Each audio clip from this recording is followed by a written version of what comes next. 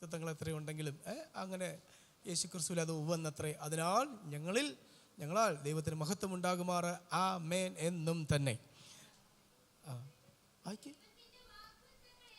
ദൈവത്തിന്റെ വാഗ്ദത്തങ്ങൾ എത്രയുണ്ടെങ്കിലും യേശുക്രിസ്തുവിൽ, അവനിൽ എന്ന് പറഞ്ഞാൽ യേശുക്രിസ്തുവിൽ ഉവ്വ് എന്നത്രേ.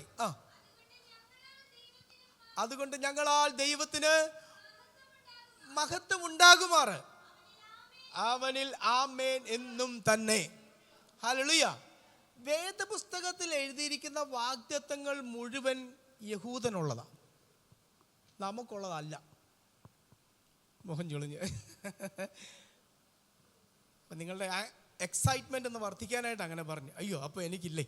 വേദപുസ്തകത്തിലെ മുഴുവൻ വാഗ്ദത്തങ്ങൾ ആർക്കുള്ളതാ? യഹൂദനുള്ളതാണ്. നമുക്കിതെങ്ങനെ വരുന്നു എന്നതാണ്. യേശുക്രിസ്തുവിൽ അത് കൊണ്ടുവച്ചു. യേശു യഹൂദനാണല്ലോ. മുഴുവൻ വാഗ്ദത്തങ്ങളും പ്രൈസ് ദി ലോർഡ്, അഥവാ ബൈബിളിലെ മുഴുവൻ വാഗ്ദത്തങ്ങളും ഇവിടെ ഒരു പ്ലഗ് ഉണ്ട്, ആ പ്ലഗിൽ കൊണ്ടുവച്ചിരിക്കുക. ബൈബിളിലെ മുഴുവൻ വാഗ്ദത്തങ്ങളും പ്ലഗിൽ കൊണ്ടുവച്ചിരിക്കുകയാണ്. നമുക്ക് വേണമെങ്കിൽ ആ പ്ലഗിൽ കുത്തിയിങ്ങ് എടുത്താൽ മതി. ആ പ്ലഗിൻ്റെ പേരാണ് ക്രിസ്തു. ക്രിസ്തുവിൽ കുത്തിയിങ്ങ് എടുത്താൽ മതി, എല്ലാ വാഗ്ദത്തങ്ങളും കിട്ടും. വാഗ്ദത്തങ്ങളെക്കുറിച്ച് ചില കാര്യങ്ങളൊന്ന് അറിഞ്ഞിരിക്കണം, അത് നല്ലതാണ്. നമുക്ക് ആ ഭാഗം പറയണമെങ്കിൽ സ്തോത്രം. നമുക്ക് ഞാൻ പല രീതിയിലാണ് ബൈബിൾ പഠിക്കുന്നത്. ഒന്ന് യുഗങ്ങളുടെ ബേസിൽ പഠിക്കാറുണ്ട്, യുഗങ്ങൾ ബേസ് ഇങ്ങോട്ട് പഠിക്കാറുണ്ട്. രണ്ട്, യഹൂദനെ ബേസ് ചെയ്ത് പഠിക്കാറുണ്ട്, അങ്ങനെ ഞാൻ പഠിക്കാറുണ്ട്. പിന്നെ പ്രവചനങ്ങളുടെ ബേസ് ചെയ്ത് പഠിക്കാറുണ്ട്, പ്രവചനങ്ങളെ ബേസ് ചെയ്ത് പഠിക്കാറുണ്ട്. ഞാൻ അങ്ങനെ ബൈബിൾ പഠിക്കാൻ ശ്രമിക്കുന്ന, ഭയങ്കര ഇഷ്ടമാണ് എനിക്ക് ബൈബിൾ വായിക്കാൻ, പഠിക്കാൻ. ഒരു വാക്യത്തിൻ്റെ അർത്ഥം തപ്പി ഞാൻ 6 മാസം 1 വർഷമൊക്കെ തപ്പി നടക്കാറുണ്ട്. ഉള്ളിൽ അത് തപ്പി അതിൻ്റെ കറക്റ്റ്, അതിൻ്റെ അർത്ഥം എവിടുന്നേലും തപ്പി. എല്ലാവരും പറയുന്നതൊന്നും ഞാൻ ഏറ്റെടുക്കത്തില്ല. അത് എനിക്കിത് കറക്റ്റായിരിക്കണം. ഇവിടെ സ്ത്രീകൾ സഭയിൽ മിണ്ടാതിരിക്കട്ടെ എന്ന് പറയാനുള്ള കാരണം എന്താണെന്ന് ഞാൻ ആരും കേട്ടാവുന്നും ഞാനത് എനിക്ക് ബോധ്യമാവുന്ന രീതിയിൽ ഞാൻ പഠിക്കും. സ്വതന്ത്രം എന്ന് പറഞ്ഞതുപോലെ അങ്ങനെ പഠിക്കാൻ ശ്രമിക്കുന്ന ഒരാളാണ്. അപ്പോൾ വാഗ്ദത്തങ്ങൾ ബേസ് വരുമ്പോൾ നമ്മൾ വാഗ്ദത്തം ആദ്യത്തെ ന്യായപ്രമാണം അഥവാ ഏദൻ തോട്ടത്തിൽ നിഷ്പായുഗം എന്ന് പറയും. അവിടുത്തെ പ്രമാണം ആകെ ഒരു നിയമം അവിടെ ഉള്ളൂ, അതെന്ത് ചെയ്യരുത്, ആ വൃക്ഷത്തിൻ്റെ ഫലം ഒറ്റ നിയമമേ ഉള്ളൂ. ഏദൻ തോട്ടത്തിൽ ഒറ്റ പ്രമാണമേ ഉള്ളൂ, എന്താണ്? ആ വൃക്ഷത്തിൻ്റെ ഫലം തിന്നരുത്, അത്രയേ ഉള്ളൂ. പിന്നീട് വരെ നിഷ്പായുഗം കഴിഞ്ഞ് വളരുന്ന യുഗമാണ് മനസ്സാക്ഷി യുഗം. നിഷ്പായുഗത്തിൽ ആരാ ഉള്ളത്? ഏദൻ തോട്ടത്തിൽ ആരാ ഉള്ളത്? ആദമും ഹവ്വയും. അത് കഴിയുമ്പോൾ മനസ്സാക്ഷി യുഗമുണ്ട്. മനസ്സാക്ഷി യുഗത്തിൽ ആരാ ഉള്ളത്? ഫസ്റ്റ് 9:30 വരെയല്ലേ? സമയമുണ്ട്, അടിപൊളി. മനസ്സാക്ഷി യുഗം. മനസ്സാക്ഷി യുഗത്തിൽ ആരാണെന്ന് അയ്യോ ഇതൊന്നും അറിയത്തില്ലേ? ഒക്കോ ഈ തൊട്ടൊന്നും പഠിപ്പിക്കാൻ കൊണ്ട് പറ്റത്തില്ല. അടുത്തത് നെക്സ്റ്റ് വന്ന് മനസ്സാക്ഷി യുഗമാണ്. മനസ്സാക്ഷി യുഗത്തിൽ ആരുടെ കാലഘട്ടമാണ്? നോഹയുടെ കാലഘട്ടമാണ്. നോഹയുടെ കാലഘട്ടമാണ്. ആ നോഹയുടെ കാലഘട്ടത്തിൽ മനസ്സാക്ഷി യുഗത്തിൻ്റെ പ്രത്യേകത എന്താ? അവനവൻ്റെ മനസ്സാക്ഷിക്കൊത്ത് ജീവിക്കാമായിരുന്നു. പ്രമാണമൊന്നുമില്ല. എന്താ? അവനവൻ്റെ മനസ്സാക്ഷിയിൽ എന്താണ് തോന്നുന്നത് അതനുസരിച്ച് ജീവിക്കാമായിരുന്നു. ആ മനസ്സാക്ഷി യുഗം കഴിഞ്ഞ് വരുന്ന അടുത്ത യുഗമാണ് വാഗ്ദത്ത യുഗം. നെക്സ്റ്റ് യുഗം എന്താണ്? വാഗ്ദത്ത യുഗം. വാഗ്ദത്ത യുഗത്തിൽ ആരാണ് വാഗ്ദത്ത യുഗത്തിൻ്റെ ആള്? യെസ്, അബ്രഹാമാണ്. അബ്രഹാമിന് ദൈവം എന്ത് ചെയ്ത് വെളിപ്പെടുമ്പം കാര്യങ്ങൾക്ക് ചെറിയൊരു തിരിവ് വരുന്നുണ്ട്. അബ്രഹാമിന് ദൈവം വെളിപ്പെടുമ്പം ദൈവം ഏത് രീതിയിലാണ് വെളിപ്പെടുക? സർവശക്തൻ, എൽ ഷദായ് ഗോഡ്. അബ്രഹാമിന് വെളിപ്പെട്ട ദൈവം എൽ ഷദായ് ഗോഡ്, സർവശക്തൻ എന്ന നിലയിലാണ് അബ്രഹാമിനോട് ദൈവം ഇടപെടുന്നത്. ഹല്ലേലൂയ. അബ്രഹാമിനെ വിളിച്ച വിളിയും തെരഞ്ഞെടുപ്പും എല്ലാം നിങ്ങൾക്ക് അറിയാവുന്നതാണോ? അപ്പോൾ അബ്രഹാമിൻ്റെ ആ കാലഘട്ടത്തെ അത്രയും വാഗ്ദത്ത യുഗമാണ്. അവിടെ എന്താണ് ആക്ടിവേറ്റ് ആകുന്നത്? വാഗ്ദത്തം. നമ്മൾ വായിച്ച വാക്യം, ദൈവത്തിൻ്റെ വാഗ്ദത്തം എത്ര ഉണ്ടെങ്കിലും ക്രിസ്തു യേശുവിൽ അത് ഉവന്നത്ര. ഈ വാഗ്ദത്തത്തിൻ്റെ പ്രത്യേകത നിങ്ങൾക്കറിയാമോ? നിയമം മാറിയാലും വാഗ്ദത്തം മാറത്തില്ല. ഇത് പറയാനാ ഞാനിങ്ങനെ പറഞ്ഞു വന്നത്. നിയമം അത് ഞാൻ തെളിയിച്ചു തരാം. നിയമം മാറിയാൽ എന്ത് മാറത്തില്ല? മാറത്തില്ല. ഇപ്പം നമ്മൾ ഒരു നിഷ്പായുഗം മാറിയില്ലേ? മനസ്സാക്ഷി യുഗം മാറിയില്ലേ? മാറിപ്പോയി. അടുത്തത് വാഗ്ദത്ത യുഗം കഴിഞ്ഞ് വരുന്ന അടുത്ത യുഗം എന്താണ്? ന്യായപ്രമാണ യുഗം. Price the Lord. അപ്പോൾ അവിടെ ആരെയാണ് ദൈവം തിരഞ്ഞെടുത്തത്? അടുത്ത ഷിഫ്റ്റ് ദൈവം ആരെയാണ് തിരഞ്ഞെടുത്തത്? മോശ. എങ്ങനെയുള്ള ആളാണെന്ന് മോശന്ന് പിടികിടിച്ചോണേ.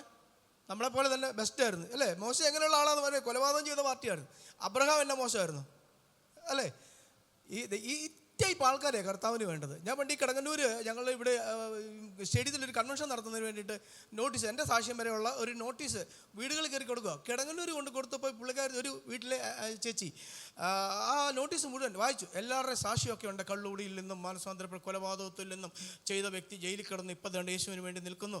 ഞാൻ എന്നെക്കുറിച്ച് എഴുതിയിരിക്കുന്ന സാക്ഷ്യം നിരീശ്വരവാദിയായിരുന്നു, പത്തനംതിട്ട ജില്ലയിലെ രക്ഷിക്കപ്പെട്ടതുണ്ട്, ഇന്ന് കർത്താവിന് വേണ്ടി നിൽക്കുന്നു എന്ന് ചോദിച്ചപ്പോഴത്തേന് ആ ചേച്ചി എന്നോട്, ആ സിസ്റ്റർ എന്നോട് ചോദിക്കുക, നിങ്ങളുടെ കൂട്ടത്തിൽ നല്ലവരാരും ഇല്ലേന്ന്.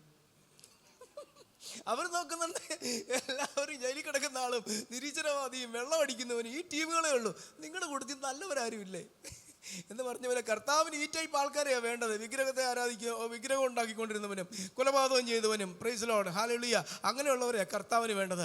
ഇന്ന് നമ്മളും നേരത്തെ അല്ലേ നമ്മൾ ഡീസൻ്റ് ആയിരുന്നു അല്ലേ, നമ്മളൊക്കെ ഡീസൻ്റ് ആയിരുന്നല്ലോ അല്ലേ. ഒരുത്തരെ വിളിച്ച് പേഴ്സണലി ചോദിച്ചാൽ അറിയാം. ഹല്ലേലൂയ. പണ്ട് ഞാനൊരു അച്ഛനെ മണനാട് പരിചയപ്പെട്ടപ്പോഴത്തേന് അടിച്ച് ടിമ്പർ സണ്ണിച്ചായെന്ന് പറയും, തടിമുല്ലുണ്ട്, വെള്ളം അടിച്ച് വിറ്റായിട്ട് മണനാട് കവലേ വന്ന് ഇറങ്ങും. ഓട്ടോക്കാരല്ല അന്നേരം തന്നെ വണ്ടിയിൽ നിന്ന് മാറിക്കും. ഓട്ടോയിൽ കയറി കഴിഞ്ഞാൽ അവനുമായിട്ട് അവൻ്റെ പെടലേക്ക് പിടിക്കുന്നു, അടി കൊടുക്കുന്നു. അവിടെ ചെന്ന് കഴിഞ്ഞാൽ പൈസ കൊടുക്കത്തില്ല. ഇത് വലിയ ശല്യമായി. അതാണ് ഈ പുള്ളിക്കാരൻ പോലീസ് സ്റ്റേഷനിൽ കയറി ചെന്ന്, ഞാനിവിടെ വെള്ളം അടിച്ചിട്ട് 9 മണിയാകുമ്പോൾ വരും, എന്നെ കൊണ്ട് വീട്ടിൽ വിടണം, ഈ ഓട്ടോക്കാർ വിടുന്നില്ല, മര്യാദയ്ക്ക് അതിന് പരിഹാരം ഉണ്ടാക്കണമെന്ന് സ്റ്റേഷനിൽ കയറി ചെന്നിരിക്കുക. ഈ ടൈപ്പ് ആൾക്കാരൊക്കെയാണ് സഭയ്ക്കകത്ത്. മനസ്സിലായി? ഇങ്ങനെയൊക്കെ ഇവിടുന്നൊക്കെ രക്ഷിക്കപ്പെട്ട് വന്ന ആളാണ്. ഹല്ലേലൂയ, സ്തോത്രം. അപ്പോൾ മോശയെ ദൈവം തിരഞ്ഞെടുത്തു. മോശയ്ക്ക് ദൈവം എങ്ങനെയാണ് വെളിപ്പെട്ടതെന്നറിയാമോ? മോശയ്ക്ക് ദൈവം എങ്ങനെയാണ് വെളിപ്പെട്ടതെന്നറിയാമോ? പുറപ്പാട് 6:3 പറയും, 3:6 പറയുന്നുണ്ട്, ഞാൻ യഹോവയാകുന്നു. യഹോവ എന്ന പേരില്ല. അതിൻ്റെ അർത്ഥം അല്ല, യഹോവ എന്ന വാക്കിൻ്റെ അർത്ഥം നമ്മുടെ വീണ്ടെടുപ്പുകാരൻ, നമ്മുടെ വീണ്ടെടുപ്പുകാരൻ. ഹല്ലേലൂയ. അപ്പോൾ ദൈവം എന്ത് ചെയ്തു? ഇപ്പോൾ ഉൽപ്പത്തി നമ്മൾ വായിക്കുമ്പോൾ ഞാൻ രാവിലെ പറഞ്ഞു അല്ല, മനുഷ്യൻ്റെ രൂപത്തിലും ദൈവം തൻ്റെ സാദൃശ്യത്തിലും സ്വരൂപത്തിലും മനുഷ്യനെ സൃഷ്ടിച്ചു. ഹല്ലേലൂയ. അവൻ്റെ മേൽ ജീവശ്വാസമൂതി അവൻ ജീവനുള്ള മനുഷ്യനായി മാറി. ദൈവത്തിൻ്റെ ജീവനൂതി അങ്ങനെ അവന് മരണമില്ലാത്ത ഒരു മനുഷ്യനാക്കി അവനെ മാറ്റി. അതിൽ നിന്ന് കൂടുതൽ കാര്യങ്ങൾ എനിക്ക് പറയാനുണ്ട്, അതൊക്കെ വിടാം. ഹല്ലേലൂയ. അങ്ങനെ അവൻ ജീവനുള്ളൊരു മനുഷ്യൻ, ദൈവത്തിൻ്റെ ജീവൻ വഹിക്കുന്ന ഒരാളായി അവൻ മാറി. അവൻ എന്തില്ല? മരണമില്ല. ആദമൻ ഒരിക്കലും മരണമില്ല. അങ്ങനെയാണ് സൃഷ്ടിച്ചത്. Praise Lord. തേജസ്സുള്ള ശരീരത്തോടു കൂടി തന്നെ ആദമനെ സൃഷ്ടിച്ചത്. ഹല്ലേലൂയ. മരണമില്ലാത്തവനായി സൃഷ്ടിച്ചു. അങ്ങനെ പറഞ്ഞ് ഒക്കെ മനുഷ്യനെ സൃഷ്ടിച്ച ദൈവത്തിന് അവസാനം വരുമ്പോൾ ആ പുസ്തകം അവസാനിക്കുമ്പം ശവപ്പെട്ടിയുടെ കാര്യം പറയാം. കാരണം ദൈവം ജീവശ്വാസം ഊതി എന്ന് പറയുന്നതും ശവപ്പെട്ടിയും തമ്മിൽ ഒരു ബന്ധവുമില്ല. ആ പുസ്തകം അവസാനിക്കുന്നത് ശവപ്പെട്ടി, പാപം നിമിത്തം മരിച്ച മനുഷ്യനെ അടക്കം ചെയ്യുന്ന ശവപ്പെട്ടിയുടെ കാര്യം പറഞ്ഞുകൊണ്ട് ആ വചനം, ആ പുസ്തകം അവിടെ അവസാനിക്കുമ്പോൾ ദൈവം തീരുമാനിച്ചു, അല്ല, എൻ്റെ ജനത്തെ എനിക്ക് വീണ്ടെടുക്കണം. എൻ്റെ ജനത്തെ എനിക്ക് ഏദൻ തോട്ടത്തിലായിരുന്ന ആദ്യത്തെ ആ കൂട്ടായ്മയിലേക്ക് എനിക്ക് മനുഷ്യകുലത്തെ വീണ്ടെടുക്കണം എന്ന് ദൈവം തീരുമാനിച്ചിട്ട് ദൈവം ഒരു പദ്ധതി ഒരുക്കി, ഒരു രക്ഷയുടെ പദ്ധതി ദൈവം ഒരുക്കി. അല്ലെ, തൻ്റെ പുത്രനെ ഈ ഭൂമിയിലേക്ക് അയച്ച് മാനവരാശിയുടെ പാപത്തിന് പരിഹാരമായി ഒരു വീണ്ടെടുപ്പിന്റെ ഒരു മാർഗം, ഒരു രക്ഷയുടെ പദ്ധതി ദൈവം ഒരുക്കിയിട്ട് ദൈവം ഒരു പദ്ധതി ഒരുക്കിയിട്ട് ദൈവം ഒരു മനുഷ്യനെ തെരഞ്ഞെടുത്തു. ആ മനുഷ്യന്റെ പേരാണ് മോശ. ഹല്ലേലൂയ. ആ മനുഷ്യന്റെ പേരാണ് മോശ. മോശയ്ക്ക് വന്നപ്പോൾ ദൈവം എന്ത് ചെയ്തു? തൻ്റെ പേര് മാറ്റി. ഹല്ലേലൂയ. അതുവരെ സർവശക്തൻ എന്നറിഞ്ഞ ദൈവം ഇപ്പൊ തൻ്റെ പേര് മാറ്റി. അല്ലെങ്കിൽ തൻ്റെ പേര് മാറ്റി യഹോവ എന്ന പേരാക്കി. അതാ I am that I am. ഞാൻ ആകുന്നവൻ, ഞാൻ ആകുന്നു യഹോവ, അതുതന്നെ എൻ്റെ നാമം എന്ന് പറഞ്ഞുകൊണ്ട് എന്താ അതിൻ്റെ അർത്ഥം? നമ്മുടെ വീണ്ടെടുപ്പുകാരൻ. യഹോവ എന്ന് പറഞ്ഞാൽ അതിൻ്റെ അർത്ഥം നമ്മുടെ വീണ്ടെടുപ്പുകാരൻ. ഉൽപ്പത്തിയിൽ ശവപ്പെട്ടി കൊണ്ട് അവസാനിച്ചുവെങ്കിൽ അവിടെ നിൽക്കട്ടെ, ഒരു വീണ്ടെടുപ്പിന്റെ കഥ വരാൻ പോകുന്നു. ഹല്ലേലൂയ. ഒരു വീണ്ടെടുപ്പിന്റെ രക്ഷയുടെ പദ്ധതിയുടെ ഒരു ചരിത്രം പിറക്കാൻ പോകുന്നു. അങ്ങനെ തൊട്ടടുത്ത പുസ്തകം പുറപ്പാട് പുസ്തകം, വീണ്ടെടുപ്പിന്റെ പുസ്തകം. ഹല്ലേലൂയ. അങ്ങനെ വാഗ്ദത്ത യുഗം കഴിഞ്ഞു, ന്യായപ്രമാണ യുഗം വരുന്നു. ന്യായപ്രമാണ യുഗത്തിന് ദൈവം എന്ത് ചെയ്തു? മോശയെ എടുത്തു. ഞാൻ സ്ലോയിലേ പറയുന്നുള്ളൂ, വചനം പറയുമ്പോൾ ചിലപ്പോൾ അങ്ങ് നമ്മളും കത്തും. ഹല്ലേലൂയ. ഭയങ്കര ഇൻട്രസ്റ്റിംഗ് ഉള്ള സബ്ജക്റ്റും കൂടെ ആണല്ലോ. അപ്പോൾ മോശയെ തിരിച്ചു, ദൈവം തൻ്റെ പേര് മാറ്റി. ഓക്കെ, മോശയെ തിരഞ്ഞെടുത്തു. ഓക്കെ, അത്രയും കാര്യങ്ങൾ കഴിഞ്ഞ് സ്തോത്രം, ദൈവം തൻ്റെ പേര് മാറ്റി. ഓക്കെ, അപ്പോൾ ആദ്യം എന്ത് ചെയ്യണം? വീണ്ടെടുപ്പിൻ്റെ എന്തിനാ വീണ്ടെടുക്കുന്നത്? ഏതിൽ നിന്ന് വീണ്ടെടുക്കണം? പാപത്തിൽ നിന്ന് വീണ്ടെടുക്കണം. പാപത്തിൽ നിന്ന് വീണ്ടെടുക്കണമെങ്കിൽ അന്ന് വരെയുള്ള മനുഷ്യനെ അറിയില്ല അവൻ പാപിയാണെന്ന്. അവൻ പാപിയാണെന്ന് അവനെ ബോധ്യം വരുത്തണ്ടേ? പാപിയാണെന്ന് ബോധ്യം വരുത്തണ്ടേ?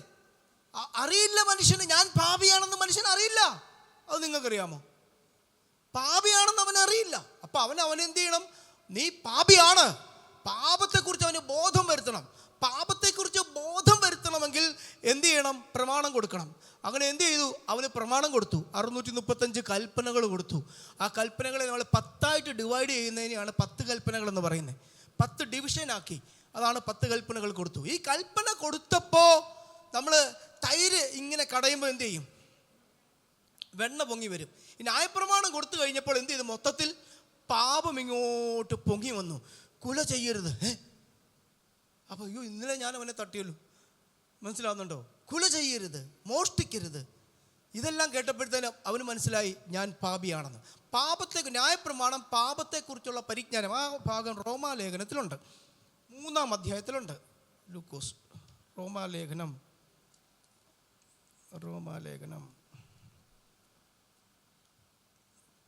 റോമർക്ക് എഴുതിയ ലേഖനം. നേരത്തെ ഇത് പഠിച്ചു വെക്കാത്തതുകൊണ്ട് ഇത് ഒക്കെ എവിടെയാണ് കൃത്യമായിട്ട് കിടക്കുന്നതെന്ന് അറിയത്തില്ല. അതിൻ്റെ 20 വായിക്കുന്നത്.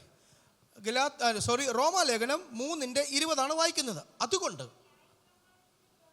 അതുകൊണ്ട് ന്യായപ്രമാണത്തിൻ്റെ പ്രവൃത്തികളാൽ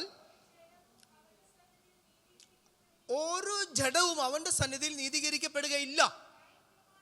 അവിടെ ആ വാക്യം അവിടെ നിൽക്കട്ടെ. ന്യായപ്രമാണം കൊണ്ട് എന്ത് ചെയ്യത്തില്ല? ഒരു ജഡവും ദൈവസന്നിധിയിൽ എന്ത് ചെയ്യത്തില്ല? നീതീകരിക്കപ്പെടത്തില്ല. താൽക്കാലിക നീതീകരണം മാത്രമേ നടക്കുന്നുള്ളൂ. ഒരു ജഡവും എന്ത് ചെയ്യുന്നില്ല?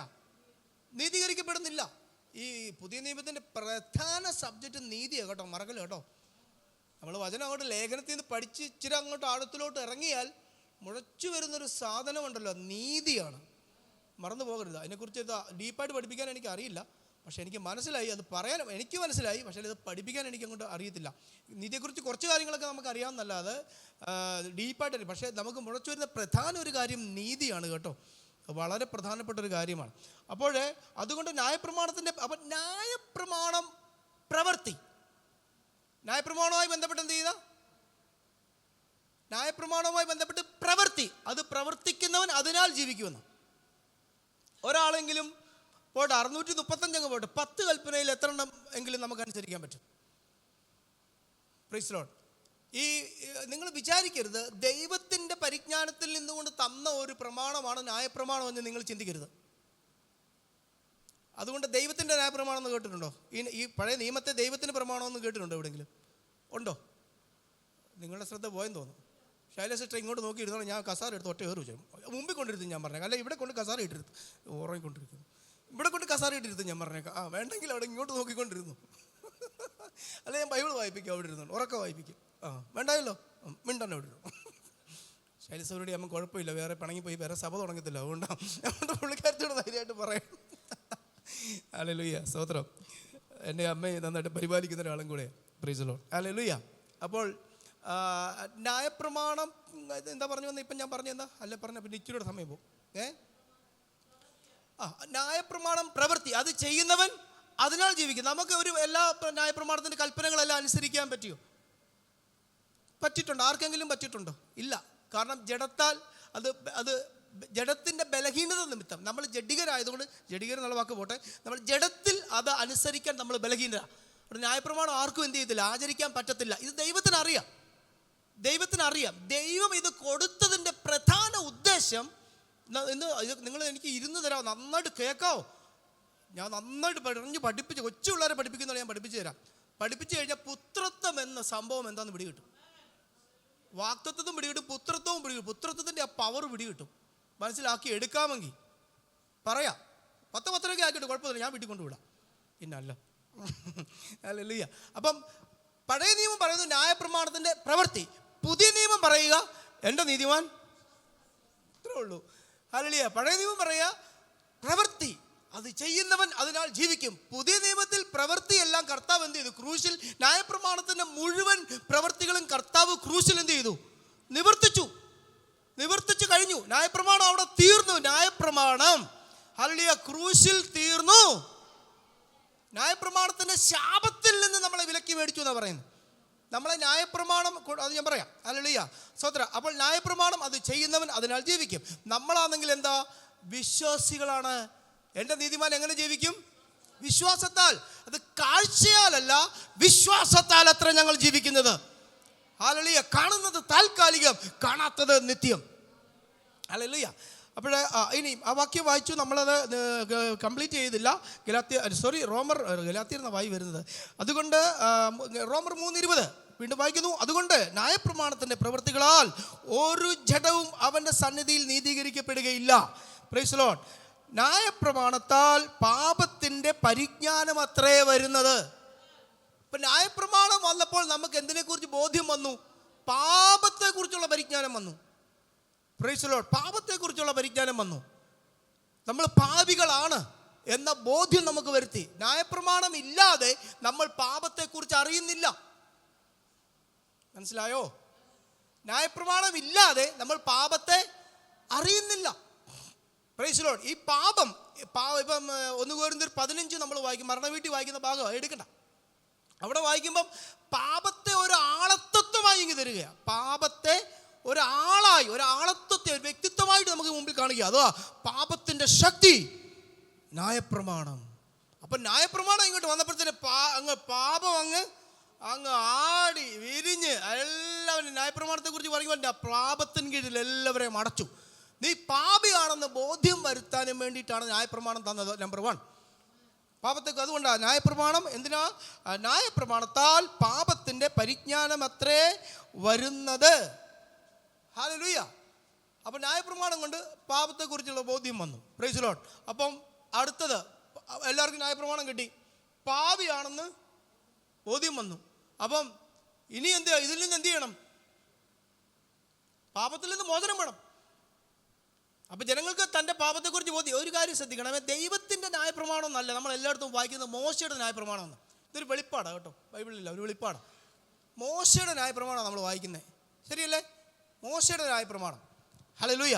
ഒരു കാര്യം ശ്രദ്ധിക്കുക, ഇത് മനുഷ്യൻ്റെ കയ്യിൽ, മനുഷ്യൻ്റെ ഒരു സാധനം തന്നെ തിരിച്ച് മനുഷ്യന് കൊടുത്തോ. ഹല്ലേലൂയ. പാപം ചെയ്ത നമ്മുടെ ഫസ്റ്റ് ഫാദർ ആദം, അവിടെ ദൈവമേ ഞാൻ പാപം ചെയ്തു, നീ എവിടെ എന്നുള്ള നിലവിളി അല്ല ഏദൻ തോട്ടത്തിൽ കേട്ടത്. ആദമേ നീ എവിടെ? ദൈവത്തിൻ്റെ നിലവിളി, ആദമേ നീ എവിടെ? ഇങ്ങോട്ട് വരല്ലേ, ഞാൻ നഗ്നനാ, എൻ്റെ അടുക്കൽ വരരുത്. ആഹാ, ഞാൻ തിന്നരുത് എന്ന് പറഞ്ഞ പഴം നീ ഭക്ഷിച്ചോ. സ്തോത്രം. അവൻ പാപിയായി. ഇവിടെ ആദമിൻ്റെ മകൻ ദൈവത്തിന് മുമ്പിൽ യാഗം അർപ്പിക്കുന്നുണ്ട് അല്ലേ? ഹാബേൽ എന്ത് ചെയ്തു? രക്തം സഹിതമായ ഒരു യാഗം ദൈവത്തിന് അർപ്പിച്ചു. ഒരു ആടിനെ അറുത്ത് അതിൻ്റെ രക്തമെടുത്ത് അതിന് യഹോവയ്ക്ക് യാഗം അർപ്പിച്ചു. ഹല്ലേലൂയ, സ്തോത്രം. ഇവിടെ അടുത്ത ആള് കയീൻ ദൈവത്തിന് പ്രസാദമല്ലാത്ത യാഗമാണ് സമർപ്പിച്ചത്. അഥവാ പാപം ചെയ്ത മനുഷ്യൻ ദൈവത്തിൻ്റെ മുമ്പിൽ നിൽക്കാൻ ശ്രമിക്കുന്ന ശ്രമം. ആദം എന്ത് ചെയ്തു? ആ പുള്ളിയുടെ സ്വന്തം ധാർമ്മിക ബുദ്ധിയിൽ നിന്നും, ആ പോയിന്റ് ശ്രദ്ധിക്കണം, ധാർമ്മിക ബുദ്ധിയിൽ നിന്നും താൻ എന്ത് ചെയ്തു? ദൈവത്തിൻ്റെ മുമ്പിൽ, പാപം ചെയ്ത മനുഷ്യൻ ദൈവത്തിൻ്റെ മുമ്പിൽ നിൽക്കാൻ ഒരു ശ്രമം നടത്തുക. അത്തിയില കൊണ്ട് ഒരു അരയാടയൊക്കെ ഉണ്ടാക്കി നിൽക്കാൻ ശ്രമിക്കുക. ചൂട് വന്നപ്പോൾ അത് പോയി. അഥവാ പാപം ചെയ്ത മനുഷ്യൻ ദൈവത്തിൻ്റെ മുമ്പിൽ നിൽക്കാൻ നോക്കുന്ന ശ്രമങ്ങൾ പരാജയപ്പെട്ടു. Price the Lord.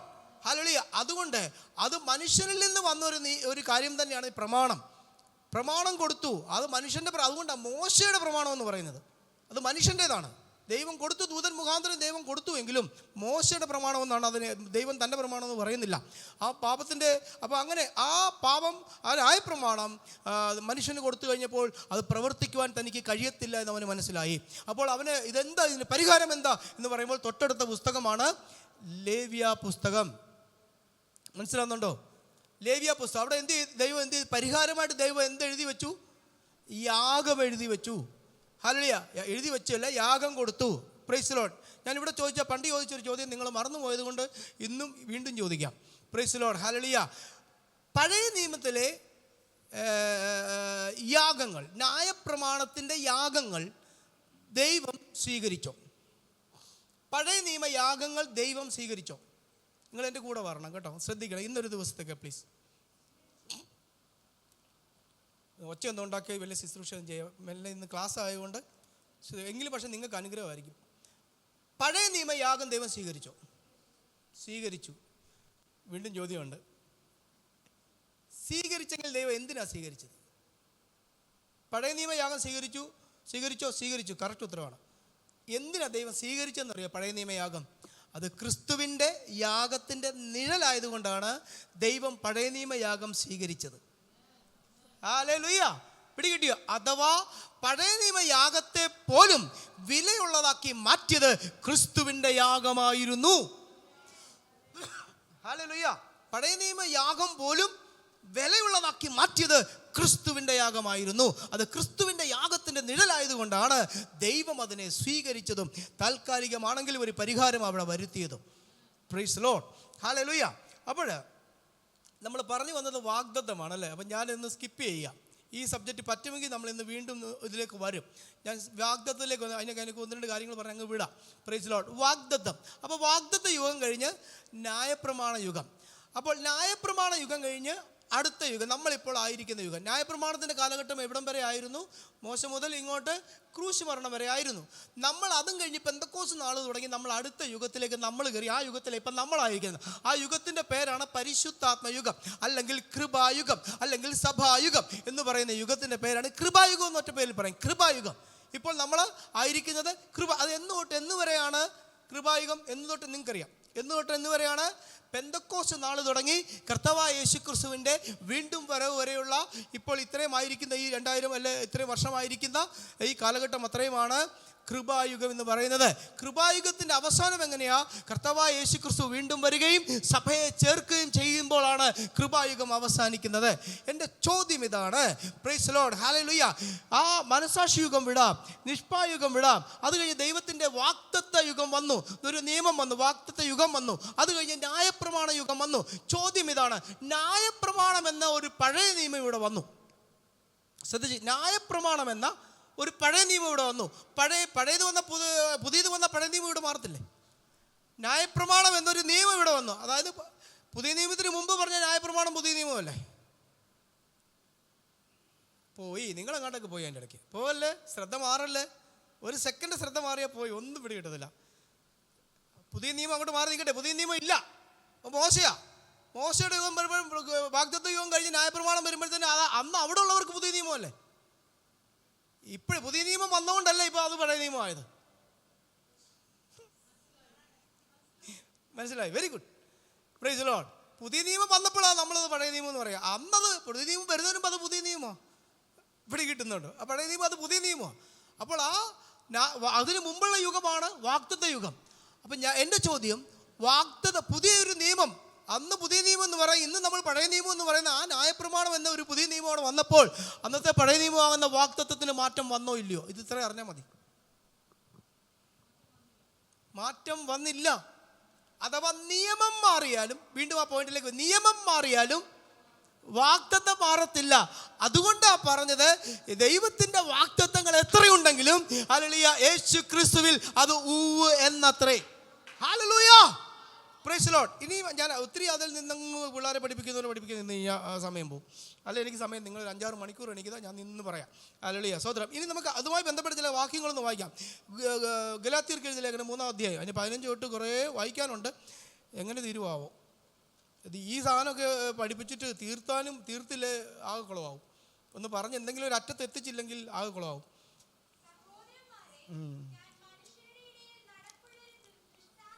പറയാം. ശ്രദ്ധിച്ച് കേൾക്കണേ. ഏതാ? വാഗ്ദത്തം, ന്യായപ്രമാണം, പുതിയ നിയമം. യേശുവിൻ്റെ രക്തത്താൽ സ്ഥാപിച്ച പുതിയ. ഇതിൽ കമ്പയർ ചെയ്യാൻ പോവാണേ. ശ്രദ്ധിക്കുമോ? എൻ്റെ കൂടെ എനിക്കങ്ങ് പേടിയാ. നിങ്ങൾ എൻ്റെ കൂടെ ശ്രദ്ധിക്കുമോ? നിങ്ങൾ മനസ്സിലാക്കുന്നുണ്ടോന്ന് എനിക്കങ്ങ് പേടിയാ. സ്തോത്രം. വായിച്ച മോളെ.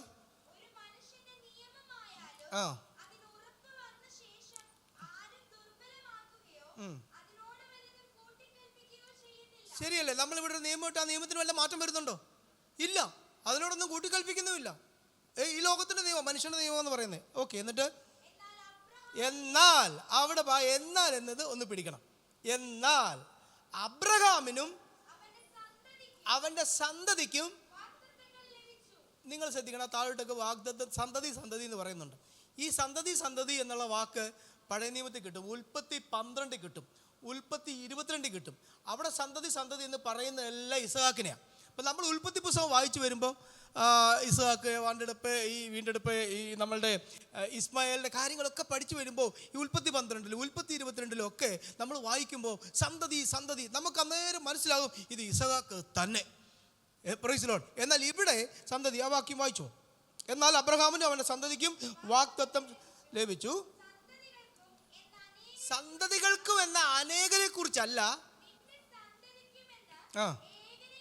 നിന്റെ സന്തതിക്കുമെന്ന ഏകനെ കുറിച്ച് അത്രേ പറയുന്നത്. ഓ, ഇതെന്തോ വെളിപ്പാടാ. നോക്കിക്കേ, ആ ഉൽപ്പത്തി പുസ്തകം നിങ്ങൾ 12 വായരും 22 വായരും, നിങ്ങൾ അത് എത്ര നിങ്ങൾ വായിച്ചാലും അത് ഇസഹാക്കിൽ ചെന്നേ നമ്മുടെ ബുദ്ധി അത് നിർത്തത്തുള്ളൂ. എന്നാൽ വെളിപ്പാട് പ്രാപിച്ചവൻ പറയാ സന്തതി എന്ന, സന്തതികൾക്കും എന്നല്ല, സന്തതി എന്ന ഏകനെ കുറിച്ച് അത്ര അവിടെ പറയുന്നത്. അത് ക്രിസ്തു തന്നെ. ഹല്ലേലൂയ. അതിൻ്റെ കാരണം എന്താണെന്ന് ചോദിച്ചാൽ, ജഡപ്രകാരം ജനിച്ചവൻ അല്ല ദൈവത്തിൻ്റെ മക്കൾ, വാഗ്ദത്ത പ്രകാരം ജനിച്ചവനെ അത്രേ സന്തതി എന്നെണ്ണുന്നു. ഹല്ലേലൂയ. അതിന് ഉദാഹരണം ഈ ലേഖനത്തിൽ തന്നെ ഉണ്ട്. നിങ്ങൾ നോക്കിക്കോ, അബ്രഹാമിന് 2 സന്തതിമാരുണ്ടായിരുന്നു. ഒന്ന് സാറ, അടിമ പ്രസവിച്ചവൾ, അല്ലെങ്കിൽ ദാസി പ്രസവിച്ചവൾ. സാറ അല്ലല്ലോ, നമ്മുടെ ഹാഗർ. അതായത് ഇസ്മായേൽ ആര് പ്രസവിച്ച ആളാ?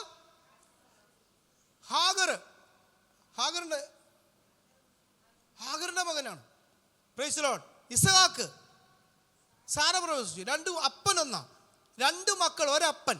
Price the Lord. 2 ജനനം. ഒരുത്തൻ്റെ ജനനം, ഇസ്മായിലിൻ്റെ ജനനം ജഡപ്രകാരമുള്ള ജനനം. എന്നാൽ പ്രൈസ് ദി ലോർഡ് ഇസ്ഹാക്കിൻ്റെ ജനനം എങ്ങനെയാണെന്ന് ചോദിച്ചാൽ അത് വാഗ്ദത്ത പ്രകാരമുള്ള ജനിച്ച. നമ്മൾ ഇസ്മായിലിൻ്റെ പ്രകാരം ജഡപ്രകാരം ജനിച്ചവരല്ല, നമ്മൾ അല്ലെങ്കിൽ ഇസ്ഹാക്കിൻ്റെ പ്രകാരം വാഗ്ദത്ത പ്രകാരം ജനിച്ചവരാണ്. എന്നാൽ അവിടെ ഇസ്ഹാക്കിന് പകരം നമ്മളെക്കുറിച്ച് പറയുകയാണ്, നമ്മൾ ക്രിസ്തുവിൻ്റെ വാഗ്ദത്ത പ്രകാരം വീണ്ടും ജനിച്ചവരാണ്. അങ്ങനെ വാഗ്ദത്ത പ്രകാരം ജനിച്ചവരെ അത്രേ സന്തതി എന്നെണ്ണുന്നു. അഥവാ അങ്ങനെ നമ്മൾ പുത്രന്മാരായി. ഇനി ഇച്ചിരിയുടെ മെസ്സേജ് കട്ടിയായിട്ട് പോവാണ്, ഇനി വീണ്ടും ഇച്ചിരിയുടെ ഡീപ്പാവും. നിങ്ങളത് ശ്രദ്ധിക്കണം. സമയം ഉണ്ടോ? ആ ക്യാമറ ഇരിക്കുന്നുണ്ട്, എൻ്റെ ടൈം കിട്ടുന്നില്ല. സ്തോത്രം. ഹല്ലേലൂയ. 8:30. Very good. 1 മണിക്കൂറുണ്ട്. Praise the Lord. അപ്പോൾ ഇനി ഇച്ചിരിയുടെ മെസ്സേജ് ഡീപ്പായിട്ട് പോകാൻ പോവാണ്. ഹല്ലേലൂയ. അപ്പോൾ സന്തതി, ഈ വാക്യം നമുക്ക് വായിക്കണമല്ലോ. അപ്പോൾ എന്ത് ചെയ്യും? എവിടെയാണ്? ഗലാത്യർ പോയി 3:16. എന്നാലും അബ്രഹാമിനും അവൻ്റെ സന്തതിക്കും വാഗ്ദത്തങ്ങൾ ലഭിച്ചു. സന്തതികൾക്കും എന്ന അനേകരെ കുറിച്ചല്ല, നിന്റെ സന്തതിക്കും എന്ന ഏകനെ കുറിച്ച് എത്രേ പറയുന്നത്. അത് ക്രിസ്തു തന്നെ. ഞാൻ പറയുന്നതിൻ്റെ താല്പര്യമോ, പൗലോസ് പറയാണ്, ഞാൻ നിങ്ങളോട് പറയുന്നതിൻ്റെ താല്പര്യമോ 430 ആണ്ട് കഴിഞ്ഞിട്ടുണ്ടായ ന്യായപ്രമാണം. അതെ, 430 വർഷം. 430 വർഷം കഴിഞ്ഞിട്ടാണ് ന്യായപ്രമാണം വരുന്നതെന്ന് എന്തു മനസ്സിലായി? നിങ്ങളുടെ പരമാർത്ഥ ഹൃദയം കൂടെ ഉണർത്തണമല്ലോ, നിങ്ങളെ കൂടെ ഈ ശുശ്രൂഷയിൽ പങ്കെടുപ്പിക്കണമല്ലോ. ഞാൻ തന്നെ ശുശ്രൂഷിച്ചാൽ പോരല്ലോ, നിങ്ങളും ശുശ്രൂഷിക്കണ്ടേ? അപ്പോൾ ഒന്ന് പറഞ്ഞേ, 430 എന്ന് പറഞ്ഞാൽ എന്താണ്? 430 കഴിഞ്ഞുണ്ടായ ന്യായപ്രമാണം എന്ന് പറയാനുള്ള കാര്യം അത്രയെങ്കിലും നിങ്ങൾക്കറിയാമോ? 430 ആണ്ട് കഴിഞ്ഞുണ്ടായ ന്യായപ്രമാണം എന്ന് പറഞ്ഞാൽ ഇസ്രായേൽ മക്കൾ മിസ്രൈമിൽ 430 വർഷം അടിമകളായിരുന്നു. അതിൽ നിന്ന് അവർ പുറപ്പെട്ട് വന്നതിന് ശേഷമല്ല അവർക്ക് പ്രമാണം കൊടുക്കുന്നത്. ആണോ അല്ലയോ? Price the Lord. ബൈബിളിൽ തന്നെ ചിലടത്ത് 400 എന്ന് പറയുന്നുണ്ട്, എന്നാൽ 430 എന്ന് ഇവിടെ പറയുന്നു. 430 കറക്റ്റാണ്. അത് ഞാൻ നിങ്ങൾക്ക് പറഞ്ഞു. ഇനി നിങ്ങൾ ആരെങ്കിലും ബൈബിൾ വായിക്കുന്നവരാണെങ്കിൽ നിങ്ങളോട് പറഞ്ഞു തരാം. ബൈബിളിൽ തന്നെ 400 എന്ന് പറയുന്നുണ്ട്, ചിലടത്ത് 430 എന്ന് പറയുന്നുണ്ട്. 430 രണ്ടും കറക്റ്റാണ്. 430 400 വർഷക്കാലം അവർ അടിമകളായിരുന്നു. ആദ്യത്തെ ഒരു 30 വർഷം ഉണ്ടായിരുന്നു, അന്ന് അടിമയല്ല അവർക്ക് അവിടെ ഫ്രീഡം ഉണ്ടായിരുന്നു. അങ്ങനെ 430 മനസ്സിലാവുന്നുണ്ട്. 400 വർഷം അടുത്ത അടിമത്തത്തിൽ നിന്നും അവരെ വീണ്ടെടുക്കുകയാണ്, പുറപ്പെടുവിക്കുകയാണ്. അത് പുറപ്പാട് പുസ്തകത്തിൽ നമുക്ക് കാണാം. അപ്പോൾ 430 ആണ്ട് കഴിഞ്ഞിട്ടുണ്ടായ ന്യായപ്രമാണം വാഗ്ദത്തത്തെ നീക്കുവാൻ തക്കവണ്ണം അത് ദൈവം മുമ്പുറപ്പാക്കിയ നിയമത്തെ ദുർബലമാക്കുന്നില്ല. അഥവാ 430 ആണ്ട് കഴിഞ്ഞുണ്ടാക്കി വന്ന ന്യായപ്രമാണം ഇതിന് മുമ്പുണ്ടായിരുന്ന വാഗ്ദത്തത്തെ നീക്കുന്നില്ലെന്ന്. ഹല്ലേലൂയ. നമുക്കിനി ഇനി ഇത് വന്നിട്ടൊരു എബ്രായ ലേഖനം 9:16 ഒന്നെടുത്ത്, അത് ഞാനിവിടെ പണ്ട് പറഞ്ഞാണെന്ന് എനിക്ക് ഓർമ്മയുണ്ട്. എബ്രായ ലേഖനം 9:16. നിങ്ങളെൻ്റെ കൂടെ ഉണ്ടെങ്കിൽ ഞാൻ ഭയങ്കര ഉത്സാഹമാണ്. വചനം പഠിപ്പിച്ചാലും എങ്ങും തീരത്തില്ല, അതുപോലെ പഠിപ്പിക്കാം. Price the Lord. എൻ്റെ കൂടെ നിൽക്കുമെങ്കിൽ നിങ്ങളുടെ അല്ല മോള് എബ്രായ 9:16 വായിച്ചു. നിയമമുള്ളിടത്ത് നിയമകർത്താവിൻ്റെ മരണം ആവശ്യം. സ്ഥിരമാകുന്നത്. ആ ആ ഉറപ്പില്ല. അടുത്തത് അത് മതി, അത്രയും മതി. ഈ കണ്ട് നിയമം ഉള്ളിടത്ത് നിയമകർത്താവിൻ്റെ മരണം തെളിവാൻ ആവശ്യം. മരിച്ച ശേഷം ഈ നിയമം കൊണ്ടുവന്ന ആൾ മരിച്ച ശേഷം എന്ത് ചെയ്യുന്നു? സ്ഥിരമാക്കുന്നു. ഒരു കാര്യം ചെയ്യാം, ആ നിയമം എന്ന വാക്കിന് പകരം, ശരിക്കുള്ള അർത്ഥമാണ് പറയുന്നത്, എൻ്റെ ആംപ്ലിഫൈഡ് ബൈബിളിൽ നിന്നുള്ള വേർഷൻ തന്നെയാണ് ഞാൻ പറയുന്നത്, അല്ല ബൈബിളിലെ മാറ്റം വരുത്തതല്ല കേട്ടോ. ആ നിയമം ഒന്ന് ഉള്ളതിന് പകരം വിൽപത്രം എന്നൊന്ന് വെച്ച് വായിച്ച് കേസിയ. നിയമം എന്ന വാക്കിന് പകരം വിൽപത്രം എന്ന വാക്ക് വെച്ചൊന്ന് വായിക്കാൻ പറ്റുമോ? അതോ ഞാൻ വായിക്കണോ? വിൽപത്രം. ഇപ്പം നിങ്ങൾക്ക് ഇച്ചിരി കൂടെ വ്യക്തമാകുന്നതിനായി ഇങ്ങനെ പറയും, വിൽപത്രം ഉള്ളിടത്ത്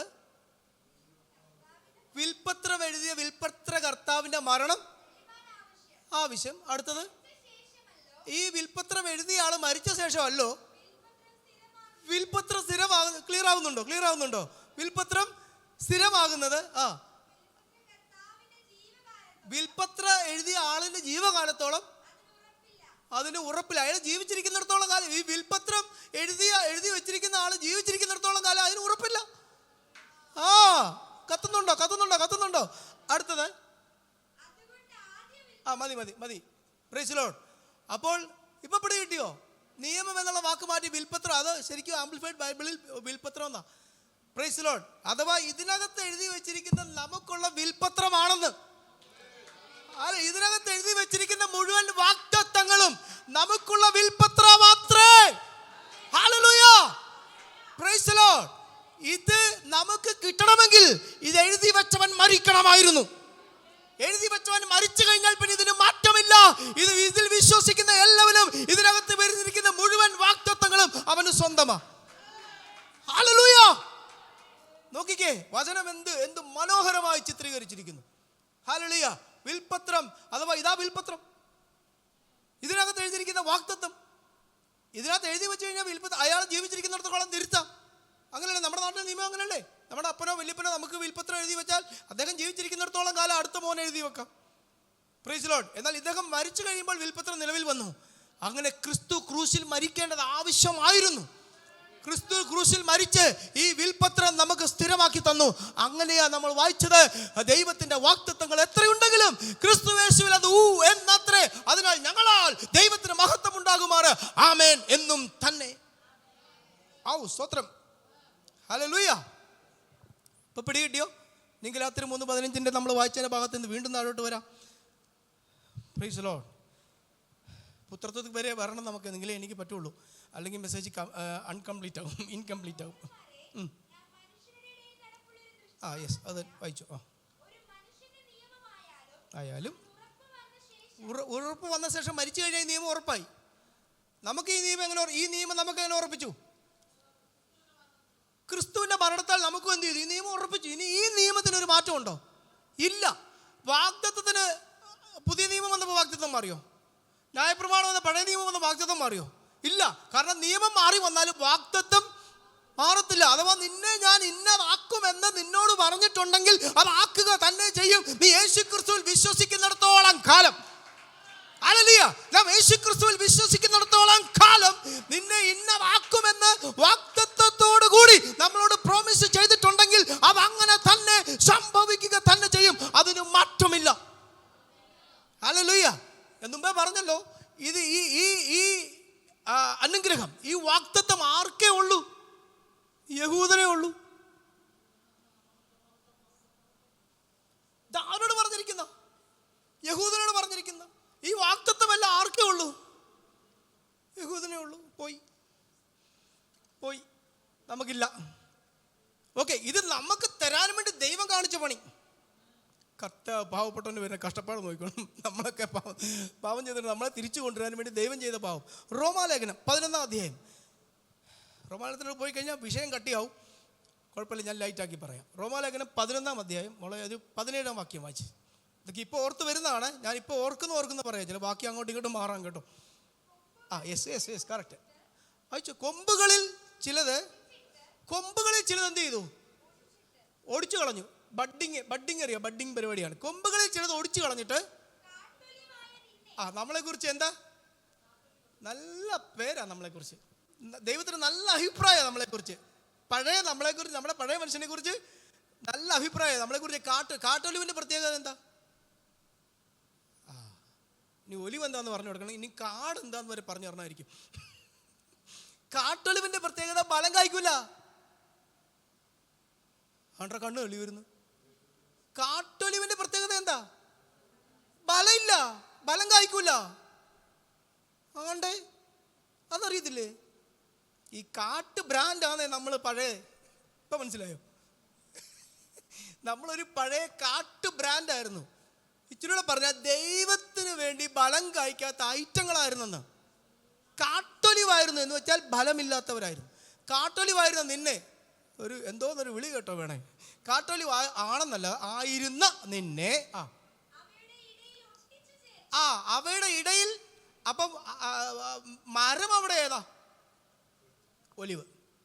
അപ്പോൾ ഒരു മരമുണ്ട്, ആ മരവ് ഒലിവാണ്. ഒലിവ് ആരാ? അല്ല, ക്രിസ്തു അല്ല, യഹൂദനാ, ഇസ്രായേലാ. വെയിറ്റ് ചെയ്തു, സമയം തരാം. ചിന്തിച്ചു. മരം ഏതാ? നമ്മൾ എന്ത് പഠിക്കാനാ ഇപ്പം ഇങ്ങോട്ട് വന്നേ? എന്ത് പഠിക്കാനാ ഇങ്ങോട്ട് വന്നേ? യഹൂദൻ എന്ന മരത്തോട് നമ്മൾ എന്ത് ചെയ്തു? ബഡ് ചെയ്ത് ഒട്ടിച്ചു വെച്ചു.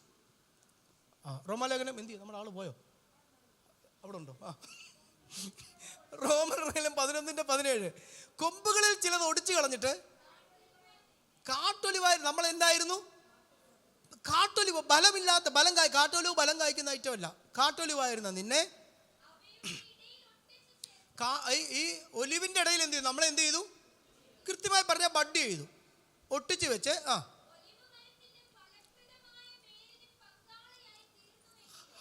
ഒലിവ് മരത്തിന്റെ ഫലപ്രദമായ വേരിന് നിന്നെ എന്ത് ചെയ്തു?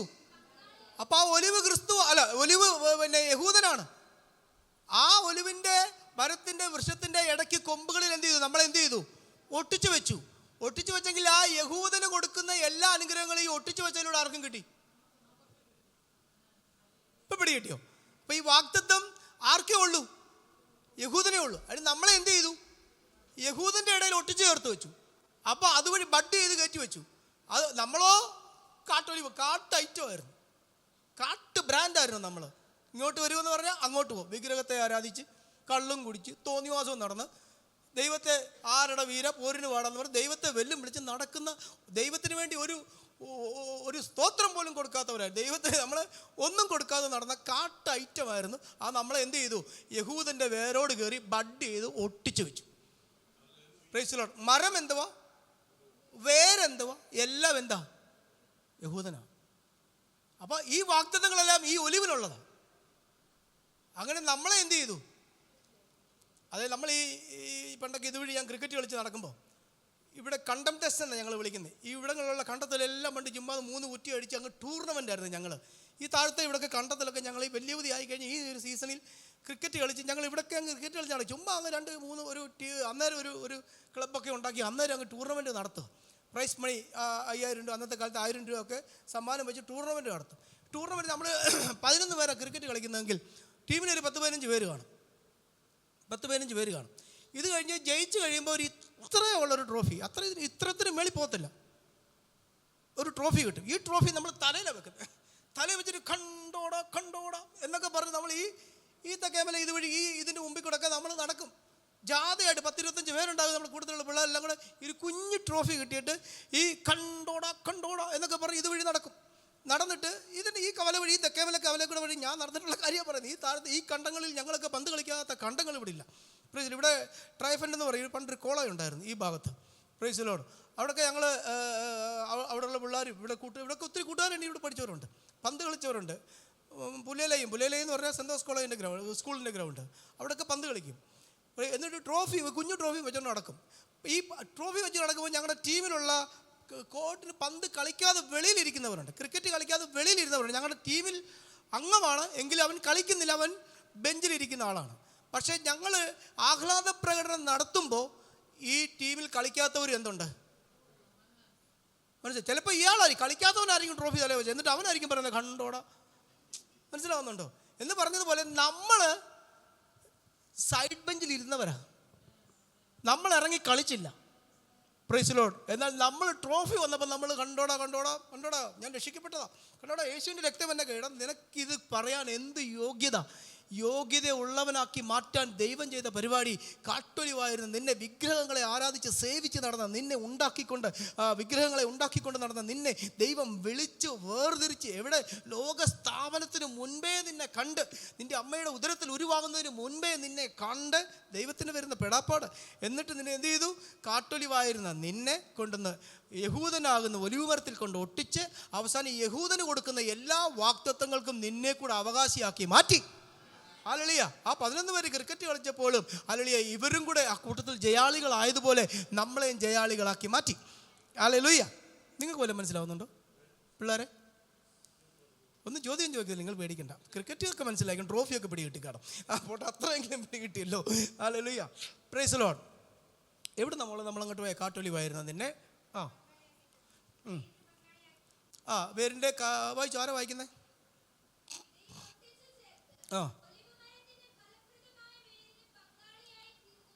വേരിന് എന്ത് ചെയ്തു? അപ്പൊ ആ വേരിൽ കൂടെ വരുന്ന എല്ലാ അനുഗ്രഹങ്ങളും ഈ കൊമ്പിലായിരിക്കുന്ന ഒട്ടിച്ചേർത്ത് ഇതിനും കിട്ടും. അപ്പൊ നീ പിന്നെ ഇനി ജാതിയല്ല, ഇനി നീ എന്താ? ജാതിയല്ല, ഇപ്പം നീ ആരാ? ഇനി അതിനെയും പഠിപ്പിക്കണം. ഇനിയും എഫീഷ്യൽ ലേഖനം 2 പഠിപ്പിക്കണം. അതിനെനിക്ക് സമയമില്ല. നമ്മളിപ്പോൾ യഹൂദനാണ്. എഫീഷ്യൽ 2 മോളെ 11 വായിച്ചേ. ഇനി ഈ വേറെ എനിക്കറിയത്തില്ല.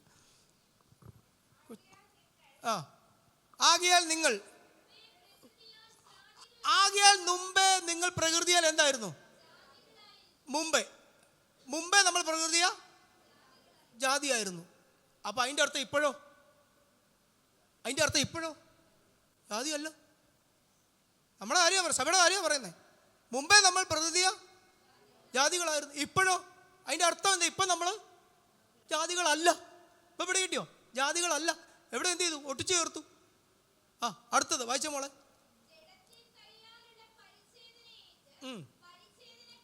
യഹൂദന്മാര് നമ്മളെ വിളിച്ചിരുന്ന പേരെന്തായിരുന്നു?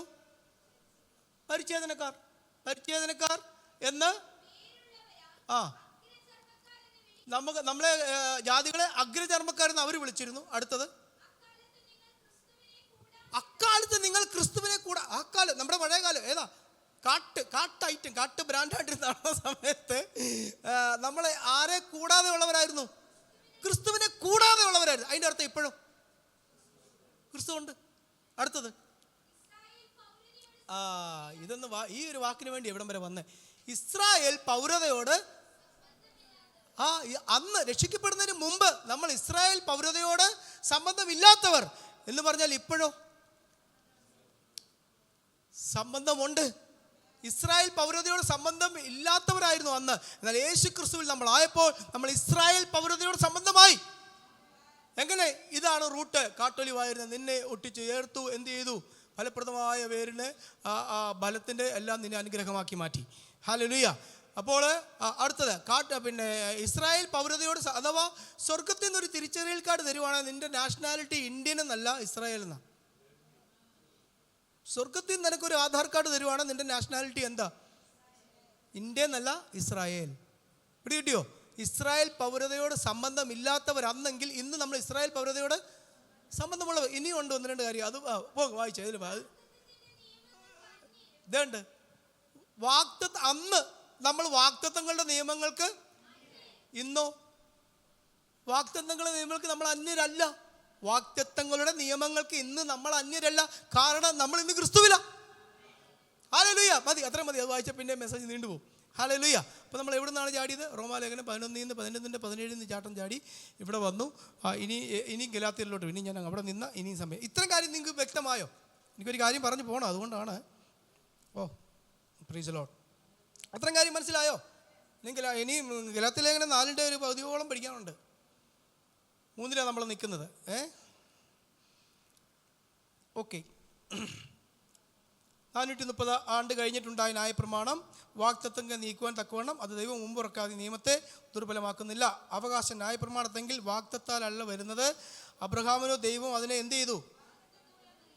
അഥവാ അവകാശം അഥവാ അവകാശം നമുക്ക് കിട്ടാനുള്ള ന്യായപ്രമാണം, നമുക്ക് കിട്ടാനുള്ള അവകാശങ്ങളല്ല നിയമത്തിൽ കൂടെയാണ് തരുന്നതെങ്കിലോ? നമുക്ക് ഈ തരുന്ന അനുഗ്രഹങ്ങളെല്ലാം ഒരു നിയമം ബേസ് ആക്കിയാൽ തന്നിരുന്നെങ്കിലോ? നിയമം മാറത്തില്ലേ?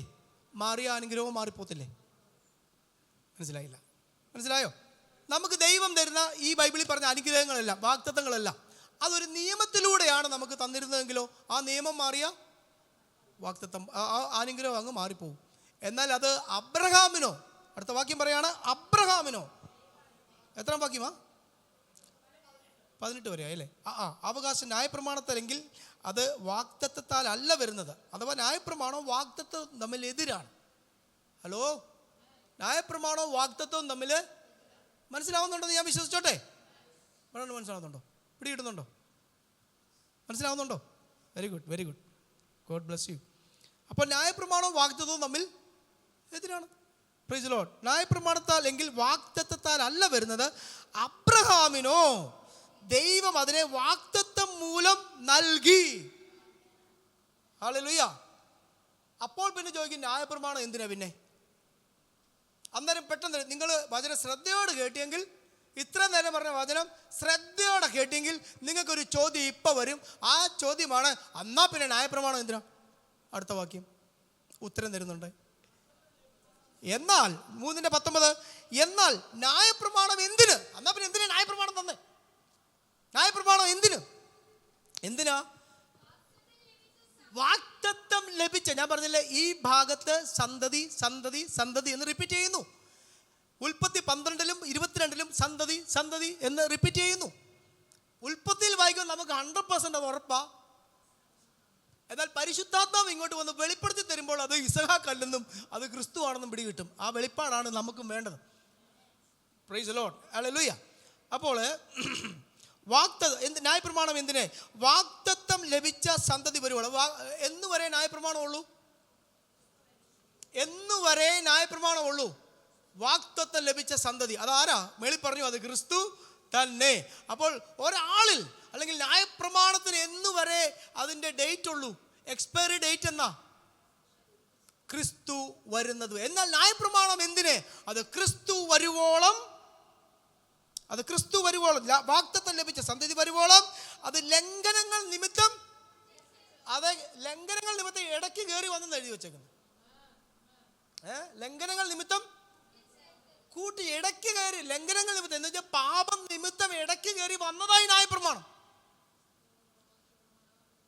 മനസ്സിലാവുന്നുണ്ടോ? ഇനി അടുത്ത പ്രാവശ്യം പ്രസംഗിക്കുമ്പോൾ ഞാൻ നന്നായിട്ട് നിങ്ങളെ എല്ലാവരെയും ഇളക്കി പ്രസംഗിക്കാം. പോരെ? സമ്മതിച്ചോ? ഇപ്പം ഒന്ന് ശ്രദ്ധിച്ച് തങ്കക്കുടമേ. ഹല്ലേലൂയ. ഇതൊക്കെ പഠിച്ചിരിക്കണം. എനിക്കങ്ങ് ഞാൻ ശുശ്രൂഷിക്കാൻ ചെല്ലുന്ന എല്ലാ സഭയിലും വിശ്വാസി എനിക്കങ്ങ് ഭയങ്കരമായിട്ട് അങ്ങ് ഇഷ്ടപ്പെടും. പിന്നെ അവരെ ഇനി നന്നായിട്ട് പഠിപ്പിച്ചെടുക്കണം എന്നൊക്കെ എനിക്ക് എല്ലാവരും പഠിക്കും. അവരെ ഇപ്പം അങ്ങ് സ്വർഗത്തിൽ പോയി, ഇപ്പം കർത്താവ് വന്ന് ചിക്കെന്ന് പറഞ്ഞാൽ അവരങ്ങ് പോകണം. ഒരു കാന്തം കയറി പിടിക്കുന്ന പോലെ സ്വർഗത്തിൽ പോകണം. പിന്നെ സ്വർഗത്തിൽ ചെന്ന് ഹായ് ഹായ് എന്ന് നമ്മൾ പറയണം. അതുപോലെ നമുക്ക് ആവണം. അതായത് ഇപ്പം ഞാൻ എല്ലാവരും കൂടെ സ്വർഗത്തിൽ അങ്ങ് എൻ്റെ പ്രസംഗം കേട്ടാൽ ഇപ്പം അങ്ങ് ഇവൻ കൊണ്ടുപോകുന്നുള്ളത് നിങ്ങൾക്ക് തോന്നും. തോന്നിയാലും വേണ്ടുകയില്ല. എനിക്ക് നിങ്ങളെ കൊണ്ടുപോകാൻ പറ്റത്തില്ലെന്ന് എനിക്ക് നല്ലതായിട്ട് അറിയാമല്ലോ. Price the Lord. ഹല്ലേലൂയ. നമ്മുടെ ഏത് ശുശ്രൂഷയിലും നമ്മുടെ ഏത് പ്രാർത്ഥനയിലും ഒരുവൻ്റെ നാമം ഉയരണം. ഇന്ന് നമ്മൾ അവനെ ഇന്ന് സന്തതി സന്തതി സന്തതി എന്ന് പറഞ്ഞത് അവൻ്റെ പേരാണ് യേശു. ഹല്ലേലൂയ. നമുക്ക് ഉയർത്താൻ യേശു അല്ലാതെ വേറെ ആരുമില്ല. ഹല്ലേലൂയ. വാഗ്ദത്തം ലഭിച്ച സന്തതി വരുവോളം അത് ലംഘനങ്ങൾ നിമിത്തം കൂട്ടിച്ചേർത്തതും ദൂതന്മാർ മുഖാന്തരം മധ്യസ്ഥന്റെ കയ്യിൽ ഏൽപ്പിച്ചതും അത്രേ. അപ്പോൾ ന്യായപ്രമാണം ഒരു താൽക്കാലിക സെറ്റപ്പാണ്. എന്ന് തൊട്ട് എന്ന് വരെ ഇത് കൊടുക്കുന്നോട്ട് യേശുവിൻ്റെ വരവ് വരെ വാഗ്ദത്തം ലഭിച്ച സന്തതി വരുവോളം ഉള്ളൂ ന്യായപ്രമാണം. തുറന്നു പറയാം, ഇന്ന് ന്യായപ്രമാണം ഒരു കാലഹരണപ്പെട്ട നിയമമാണ്. പഴയ നിയമം ഒരു കാലഹരണപ്പെട്ട നിയമമാണ്. ക്രൂശിൽ അത് കാലഹരണപ്പെട്ടു. ഇങ്ങനെയൊക്കെ പറയുമ്പോൾ ചിലയിടത്തൊക്കെ പ്രസംഗിച്ച് എന്തൊരു കലിപ്പറ, നീ ഇറങ്ങി വേണം നിനക്ക് ഞാൻ തരാമെന്ന് പറഞ്ഞ് ചിലരൊക്കെ ഇരിക്കുന്നത്. ചിലർക്ക് ഈ പഴയ നിയമം വിട്ടൊരു കളിയില്ല. ഞാൻ ഈ SP ട്രെയിനിങ് എടുക്കുമ്പം ഒരു സെഷനിൽ ഇങ്ങനെ പറയും, നിങ്ങൾ പുതിയ നിയമത്തിൽ നിന്ന് പ്രസംഗിക്കണം. പുതിയ നിയമം എന്താണെന്നും പഴയ നിയമം എന്താണെന്നും ഞാൻ പഠിപ്പിച്ചു കൊടുക്കും. അവസാനം ലാസ്റ്റ് വരുമ്പോൾ നിങ്ങൾ അവർ വരുമ്പം അവർക്ക് പിടി കിട്ടുന്നത് ഇത്രയും നാളും അവരുടെ പ്രസംഗിച്ച പ്രസംഗം അടിച്ചു പോയെന്ന് അവർക്ക് പിടി കിട്ടും. മനസ്സിലായോ? ആ രീതിയിൽ അത് പറയും. എന്ന് പറഞ്ഞ പോലെ ഇന്ന് നിങ്ങൾ ഇത് കേട്ട് കഴിഞ്ഞ് നിങ്ങൾ ആ ഒരു രീതിയിൽ ആ ഒരു ലെവലിൽ വളർന്നാൽ മതി. പഴയ നിയമം വേണ്ടെന്നല്ല, പഴയ നിയമം ഉണ്ടെങ്കിലേ നമുക്കിപ്പോൾ ഇതൊക്കെ തെളിയിച്ചത് എങ്ങനെയാ മനസ്സിലായി? ഈ ക്രിസ്തുവിൻ്റെ കാര്യങ്ങളൊക്കെ തെളിയിച്ചത് എങ്ങനെയാ? പഴയ നിയമത്തിലൂടെ തെളിയിച്ചത്. പഴയ നിയമം ഇല്ലെങ്കിൽ നമുക്ക് ക്രിസ്തുവിനെ ഈ രീതിയിൽ തെളിയിക്കാൻ പറ്റില്ല. ഹല്ലേലൂയ. അപ്പം ഇത് വേണം. പക്ഷേ എല്ലാവരും എന്ത് ചെയ്യുന്നുള്ളൂ? ഇത് മാത്രമേ. ഇപ്പം നമ്മുടെ ഈ ബിൽഡിങ് പണിയുമ്പം അല്ല കോൺക്രീറ്റ് ബിൽഡിങ് ആണെങ്കിൽ ഈ ബിൽഡിങ് ഇത് കോൺക്രീറ്റ് മുട്ടുണ്ടായിരുന്നല്ലോ, സപ്പോർട്ട് മുട്ടുതടി വെച്ചിട്ടുണ്ടായിരുന്നു. ഈ കോൺക്രീറ്റ് ഉറച്ച് കഴിഞ്ഞ് എന്ത് ചെയ്യും? മുട്ടുതടി മാറ്റും. എന്നാൽ ഈ മുട്ടുതടി മാറ്റാതെ ഇന്നും ആ മുട്ടുതടിക്ക് പെയിൻ്റ് അടിച്ചുകൊണ്ടിരിക്കുകയാണ്. എങ്ങനെ ഇരിക്കും? ഇന്ന് ഇതാണ് പഴയ നിയമം പ്രസംഗിക്കുന്ന ആൾക്കാരില്ല. ഇത് തന്നെ മുട്ടുതടിയെക്കുറിച്ച് വർണ്ണിച്ച് ഈ മുട്ടുതടി ഇതാണ്, ഇത് 14 കുറ്റിയാണ്, ഇത് ഇങ്ങനെയാണ്, ഇത് സമാഗമന കൂടാരത്തിൻ്റെ ഇന്ന കൊളുത്താണ് എന്ന് പറഞ്ഞാൽ കൊളുത്തിനെ പെയിൻ്റ് അടിച്ചുകൊണ്ടിരിക്കുക. മനസ്സിലായോ? പണ്ട് ആരണ്ട് പറഞ്ഞ പോലെ ഒരു പാറ്റായ എടുത്തിട്ട് അതിൻ്റെ മീശ എടുത്തിട്ട് 4ആയിട്ട് കീറുമ്പോൾ പരിശീലനം അങ്ങനെ വരുമ്പോൾ അതിൽ 318 ശാഖകളുണ്ട്. അങ്ങനെ 5 കൊല്ലം പഠിച്ചു കഴിയുമ്പോൾ ഒരു PhD കിട്ടും. പാറ്റയുടെ മീശ എന്ന് പറഞ്ഞതുപോലെ ആൾക്കാർ ന്യായപ്രമാണം പഠിപ്പിച്ച് കൊടുക്കുക. എടാ, ഇവിടെ ഒരുത്തൻ നമുക്ക് വേണ്ടി മരിച്ച് നമ്മളെ കൊണ്ടുവരാൻ വീണ്ടും വരിക. അവനെക്കുറിച്ച് ആർക്കും പറയാനില്ല. അവനെക്കുറിച്ച് ഇവിടെ PhD എടുത്തോണ്ടിരിക്കുക. ബൈബിൾ കോളേജിൽ കയറി PhD, DTH, BTH ഒക്കെ എടുത്തോണ്ടിരിക്കുക. പാറ്റയുടെ മീശയെക്കുറിച്ച് പഠിച്ചുകൊണ്ടിരിക്കുക. ഒരു മീശ ഇവിടെ തീർന്നില്ല, ആകെ ഒരു മീശ ആയിട്ടുള്ളൂ. ഒരു മീശയുടെ 4ആയിട്ട് കയറി അതിൻ്റെ തന്നെ പഠിച്ചു പോയി 5 കൊല്ലം കഴിയുമ്പോൾ ഒരു കുഞ്ഞ് PhD കിട്ടും. അടുത്ത മീശ ബാക്കി കിടക്കുക. Price the Lord. ഹല്ലേലൂയ. സ്തോത്രം. വാഗ്ദത്തം ലഭിച്ച സമ്പത്തി. അപ്പോൾ എന്ന് വരെ ന്യായപ്രമാണം ഉള്ളൂ? ക്രിസ്തു വരുന്നത്. അപ്പം നിങ്ങൾ ന്യായപ്രമാണത്തിന് കീഴിലാണോ? അല്ലേ? ആണോ? അല്ല. കൃപയ്ക്കത്രേ നിങ്ങൾ അധീനര്. ഹല്ലേലൂയ. ഇങ്ങനെ ന്യായപ്രമാണം എന്ന പഴയ നിയമത്തെ തള്ളിപ്പറയാൻ ഒരു തൻ്റെ ഇടം വേണം. പൗലോസിൻ്റെ തൻ്റെ ഇടമാണ്. ഹല്ലേലൂയ. തൻ്റെ ഇടം കാണിച്ചിട്ട് പുള്ളി അത് ചുമ്മാ അങ്ങ് ന്യായപ്രമാണത്തെ താത്തിട്ട് ചുമ്മാ പോവില്ല, തെളിയിക്കുന്നുണ്ട്. അതാ തൻ്റെ ഇടം. അതാണ് എനിക്ക് പൗലോസിനെ ഭയങ്കര ഇഷ്ടം. ഹല്ലേലൂയ. ഈ ന്യായപ്രമാണം എന്ന് പറയുന്നത് നല്ലൊരു ലാബാണ്. പെട്ടെന്ന് പറയാം, മനസ്സിലാക്കാൻ പറയാം. ന്യായപ്രമാണം എന്ന് പറയുന്നത് നല്ലൊരു ഡയഗ്നോസ്റ്റിക് സെൻ്ററാണ്. നല്ല ഒന്നാന്തരം ഡയഗ്നോസ്റ്റിക് സെൻ്ററാണ്. പക്ഷേ ചികിത്സയില്ല. പിടികിട്ടിയോ? ന്യായപ്രമാണം നല്ലൊരു ഡയഗ്നോസ്റ്റിക് സെൻ്റർ, ഒരു നല്ലൊരു ലബോറട്ടറിയാണ്. അവിടെ ചെല്ലുന്നുണ്ട് പറയാം, നിനക്ക് ഇന്ന രോഗമാണ്, രക്തത്തിൽ ഇന്നതുണ്ട്, ഇന്ന അണുക്കളുണ്ടെന്ന് പറയും. പക്ഷേ ചികിത്സിക്കുന്ന ഡോക്ടറല്ല ന്യായപ്രമാണം. നമ്മൾ ചികിത്സിക്കുന്ന ഡോക്ടറല്ല. ഹല്ലേലൂയ. നിനക്ക് ഇന്ന രോഗമുണ്ടെന്ന് എന്ത് ചെയ്യും? കാണിച്ചു തരും. നീ പാപിയാണെന്ന് എന്ത് ചെയ്യും? നിനക്ക് നിൻ്റെ പാപത്തിൻ്റെ ആക്കം എത്രത്തോളം ഉണ്ട്, നീ എത്രത്തോളം പാപിയാണെന്ന് ന്യായപ്രമാണം കാണിച്ചു തരും. പക്ഷേ ചികിത്സ ന്യായപ്രമാണത്തിലില്ല. ഹല്ലേലൂയ. ചികിത്സ മുഴുവൻ ക്രൂശിലാണ് നടന്നത്. ന്യായപ്രമാണത്തിന് സാധിപ്പാൻ കഴിയാത്തതിനെ സാധിപ്പിപ്പാൻ. Praise the Lord. അങ്ങനെ ക്രിസ്തു വന്നു. ഹല്ലേലൂയ. നീ താഴോട്ട് വരാം, പെട്ടെന്ന് പോകാം. 20-ാം വാക്യം. ഒരുത്തൻ മാത്രമെങ്കിൽ മധ്യസ്ഥന് വേണ്ടി വരികയില്ല, ദൈവം ഒരുത്തൻ മാത്രമേ. എന്നാൽ ന്യായപ്രമാണം ദൈവ വാഗ്ദത്തങ്ങൾക്ക് വിരോധമോ ഒരു നാളുമല്ല. ജീവിപ്പാൻ കഴിയുന്നൊരു ന്യായപ്രമാണം നൽകിയിരുന്നു എങ്കിൽ ന്യായപ്രമാണം വാസ്തവമായി എനിക്ക് ആധാരമാകുമായിരുന്നു. എങ്കിലും വിശ്വസിക്കുന്നവർക്ക് വാഗ്ദത്തം യേശുക്രിസ്തുവിലെ വിശ്വാസത്താൽ ലഭിക്കേണ്ടതിന് തിരുവെഴുത്ത് എല്ലാവരെയും പാപത്തിൻ കീഴിൽ അടച്ചു കളഞ്ഞു. നമ്മളെല്ലാവരെയും എന്ത് ചെയ്തു? ന്യായപ്രമാണം ന്യായപ്രമാണം വലിയൊരു വല്ലംകൊട്ട ഉണ്ടെന്ന് നമ്മളെല്ലാവരും എന്ത് ചെയ്തു? പാപിയാക്കി പാപത്തിന് കീഴിൽ അടച്ചു കളഞ്ഞു. ഇനിയത്തെ ഭാഗം നിങ്ങൾക്ക് മനസ്സിലാക്കാൻ പറ്റുമെങ്കിൽ പറ്റിയാൽ ഇനിയത്തെ ഭാഗം വായിച്ച് ഞാൻ നിങ്ങളെ പഠിപ്പിച്ച് നിങ്ങളെ മനസ്സിലാക്കിയാൽ പിന്നെ ഈ വാക്യം പഠിപ്പിക്കാം. അവകാശി സർവ്വത്തിന് യജമാനൻ എന്നുള്ള വാക്യം പഠിപ്പിക്കാം. അത് മനസ്സിലാക്കിയ 5-ാം അധ്യായം സ്വാതന്ത്ര്യത്തിനായിട്ട് ക്രിസ്തു നിങ്ങളെ സ്വതന്ത്രരാക്കി അത് പഠിപ്പിക്കാം. റെഡിയാണോ? 9 മണി ആയിട്ടുണ്ട്. വേണം ഇപ്പം ആണ് നിർത്തിയ 9 മണി, കറക്റ്റ് 9 മണി. ഇപ്പം നിർത്തിയ വലിയ തട്ടുകേടില്ലാതെ വീട്ടിൽ പോകാം. മനസ്സിലായി? ഇപ്പം എൻ്റെ അമ്മയോട് ഞാൻ ഞായറാഴ്ച ദിവസം 1 മണി 1:30 ആകുമ്പോൾ അമ്മ എന്നെ വിളിക്കും. ഞാൻ എവിടെയെങ്കിലും മീറ്റിംഗ് കഴിഞ്ഞ് ഇറങ്ങി നിൽക്കുന്ന സമയം അമ്മ വിളിക്കും, അമ്മോനെ എന്നാ ഉണ്ട്, നിൻ്റെ പ്രസംഗം എങ്ങനെ ഉണ്ടായിരുന്നു, ഇന്നത്തെ നിൻ്റെ മീറ്റിംഗ് എങ്ങനെ ഉണ്ടായിരുന്നു? ഞാൻ പറഞ്ഞു, അമ്മേ കുഴപ്പമില്ലായിരുന്നു അമ്മേ, നല്ല ആളൊക്കെ ഉണ്ടായിരുന്നു. ആളൊക്കെ മീറ്റിംഗ് നന്നായിട്ട് പ്രസംഗിച്ചമ്മേ ഭാഗ്യ ചുമ്മാ അമ്മയല്ലേ ഞാൻ നന്നായിട്ട് പ്രസംഗിച്ചില്ല, ഒരു മോശമല്ല. ചിലപ്പോൾ അന്നത്തെ മീറ്റിംഗ് ആരും ഒരു സ്വത്രം പോലും പറഞ്ഞു കാണത്തില്ല. നമ്മൾ ഉള്ളിത്തേങ്ങി എൻ്റെ കർത്താവേ എങ്ങനെയെങ്കിലും 1 മണി ആകണമെന്ന് പറഞ്ഞ് നിർത്തി നമ്മൾ രക്ഷപ്പെട്ട് പോരുക. അന്നേരം എങ്ങനെ ഉണ്ടായിരുന്നോ നിൻ്റെ പ്രസംഗം, നിൻ്റെ വചനം എങ്ങനെ? ഞാൻ പറഞ്ഞു നല്ലതായിരുന്നു അമ്മേ. എന്നിട്ട് എങ്ങനെ? ഞാൻ എല്ലാവരും അങ്ങ് ഉരുണ്ട് തറ കിടക്കുമായിരുന്നു എന്നൊക്കെ പറയും. Price the Lord. തിരിച്ച് അമ്മേ അവിടെ എങ്ങനെ ഉണ്ടായിരുന്നു? മെസ്സേജ്. ഇന്ന് ആളൊക്കെ ഇച്ചിരി കുറവായിരുന്നടാ. എന്നാൽ ഞാൻ പറഞ്ഞു എങ്ങനെ ഇന്ന് ആരാ സിസ്റ്റർ വിളിച്ചത്? ഇന്ന് സാമ്പാസ്റ്ററായിരുന്നു, നല്ല വചനമായിരുന്നടാ. എന്തോ പ്രസംഗിച്ച് വാക്യം ചിലപ്പോൾ പറയും, എടുത്ത വാക്യം പറയും. വാക്യം പറഞ്ഞിട്ട് പറയും, എന്താ അമ്മ എന്നെക്കുറിച്ച് പറഞ്ഞത്? നല്ല വചനമായിരുന്നു. എന്തോ പറഞ്ഞതാ? അതൊന്നും എനിക്കറിയില്ല. സാമ്പാസ്റ്റർ വചനം പറഞ്ഞു, ഇന്ന വാക്യമൊക്കെ എടുത്തത് നല്ല വചനമായിരുന്നു. എന്തോ പറഞ്ഞ് അതൊന്നും എന്ന് പറഞ്ഞ പോലെ ഇന്ന് നിങ്ങൾ കേട്ടിട്ട് ന്യായപ്രമാണവും കൃപയും വാഗ്ദത്തവും ഒക്കെ കേട്ടിട്ട് പോയിട്ട് നിങ്ങൾ വീട് ചിലപ്പോൾ നിങ്ങളുടെ ഭർത്താവ്, ഇന്ന് വരാൻ പറ്റാത്ത നിങ്ങളുടെ ഭർത്താവ്, ഇന്ന് വരാൻ പറ്റാത്ത നിങ്ങളുടെ മക്കളോ അപ്പനോ അമ്മയോ അല്ലെങ്കിൽ ഭാര്യയോ വല്ലതും ചോദിക്കും, ഇന്ന് മീറ്റിംഗ് പോയി എന്നിട്ട്. അല്ലെങ്കിൽ ചിലപ്പോൾ വീട്ടിൽ ചെന്നാണ് ചോദിക്കും, ലാലിയെ അല്ലെ ലീലയെ അല്ലെ അന്നമ്മേ അല്ലെ ജാക്കോച്ചി, പിന്നെ നീ മീറ്റിങ്ങിന് പോയാൽ വൈകിട്ടത്തെ മീറ്റിങ്ങിന് ഓടി, ഞാൻ പോയി, അയ്യോ എനിക്ക് വരാൻ പറ്റില്ല, മഴയായിരുന്നു, ഞാൻ ഇറങ്ങാൻ തരും, അങ്ങനെയായിരുന്നു, എൻ്റെ ആ വണ്ടി വന്നില്ല. എന്നിട്ട് പോട്ടെ, ഇന്ന് ആരാ? ഇന്ന് ബിജു പാസ്റ്ററായിരുന്നു. എന്നിട്ട് എങ്ങനെ ഉണ്ടായിരുന്നു? ഭയങ്കര വചനമായിരുന്നു, ഭയങ്കര ക്ലാസ് ആയിരുന്നു, എന്താ വാരുന്നടി എടുത്തേ? എനിക്ക് വരാഞ്ഞിട്ടങ്ങ് മേലായിരുന്നു. അതൊന്നും ചോദിക്കരുത്. എന്താണെന്നൊന്നും ചോദിക്കരുത്. Hallelujah, price the Lord. അപ്പോൾ അടുത്ത സ്റ്റെപ്പ് പഠിപ്പിക്കണമെങ്കിൽ നിങ്ങളുടെ ശ്രദ്ധ വേണം. ശ്രദ്ധിക്കാമോ? ഹല്ലേലൂയ. ഗലാത്യ ലേഖനത്തിലല്ലേ പഠിപ്പിച്ചേ? എന്നാ ഗലാത്യ ലേഖനം എഴുതാനുള്ള കാരണം എന്താണെന്നറിയാമോ? ഗലാത്യ ലേഖനം എഴുതാനുള്ള കാരണം എന്ന് പറഞ്ഞാൽ പൗലോസിൻ്റെ ഫസ്റ്റ് മിഷണറി ട്രിപ്പ്. പുള്ളിക്കാരൻ നമ്മുടെ മർക്കോസിനെയും ബർണവാസിനെയും കൂടെ കൂട്ടി. ഈ ബർണവാസിൻ്റെ കസിനാണ് മർക്കോസ്, മച്ചുന്നൻ, അമ്മാവൻ്റെ മോനോ മറ്റേ മച്ചുന്നനാണ്, കസിൻ ബ്രദറാണ് ഈ മർക്കോസിനെയും കൂട്ടി പൗലോസും കൂടെ ഫസ്റ്റ് മിഷണറി ട്രിപ്പ് ഗലാത്യ, പിസിദ്യയിലെ അന്ത്യോക്യ, ഗലാത്യ, ഇങ്ങനെയുള്ള പ്രവിശ്യകളിലെല്ലാം കൂടെ സഞ്ചരിച്ച് മിഷണറി യാത്ര നടത്തി. അവിടെ എല്ലാം ചെറിയ ചെറിയ സഭകൾ വന്നു. ആ ട്രിപ്പിനാണ് തീമോത്തിയോസിനെ കിട്ടുന്നതൊക്കെ. അങ്ങനെ മിഷണറി യാത്രയെല്ലാം കഴിഞ്ഞ് ഒരുപാട് സഭകൾ സ്ഥാപിതമായി, ഒരുപാട് പേര് രക്ഷയിലേക്ക് വന്നു. സഭയൊക്കെ സ്ഥാപിതമായി. അതാത് സഭകളിലൊക്കെ, പ്രാദേശിക സഭകളിലൊക്കെ മൂപ്പന്മാരെ അഥവാ പാസ്റ്റർമാരെ ആക്കി. എന്നിട്ട് മടങ്ങി യെരുശലേമിൽ വന്നു.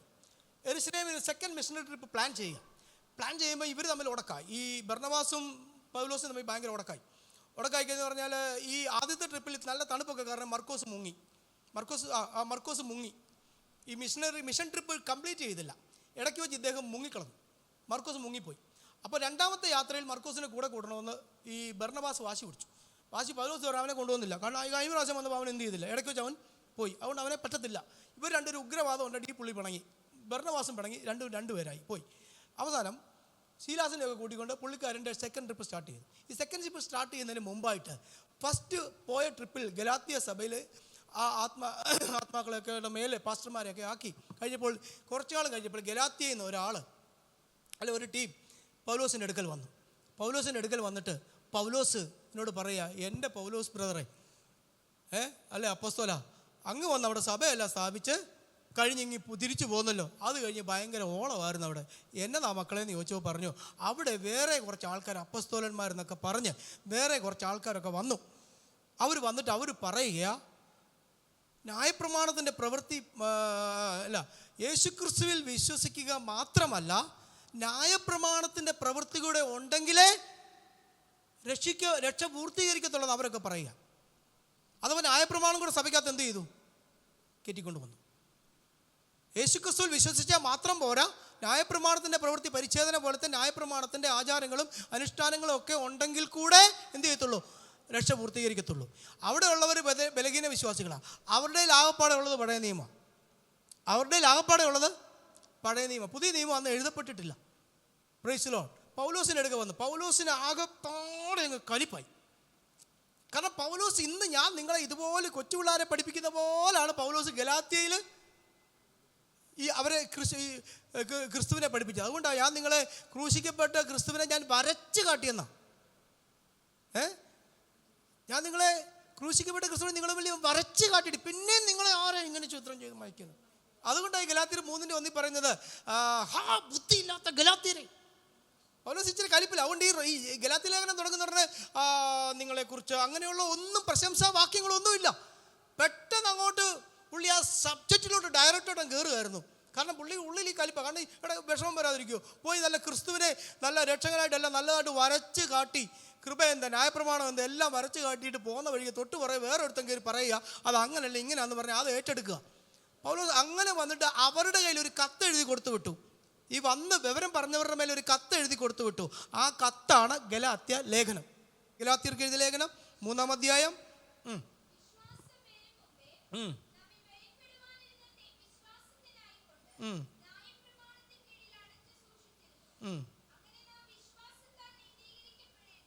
എന്തിന് നമ്മൾ എന്ത് ചെയ്യണം? വിശ്വാസത്താൽ എന്ത് ചെയ്യണം? ഓപ്പോസിറ്റ് എന്താ? വിശ്വാസത്താലുള്ള നീതീകരണത്തിന്റെ ഓപ്പോസിറ്റ് എന്താ? പ്രവൃത്തിയാലുള്ള നീതീകരണം, അഥവാ ന്യായപ്രമാണം. ഇവിടെ ഇപ്പുറത്ത് നമ്മൾ എന്ത്? വിശ്വാസത്താൽ നീതീകരിക്കപ്പെടേണ്ടതിന്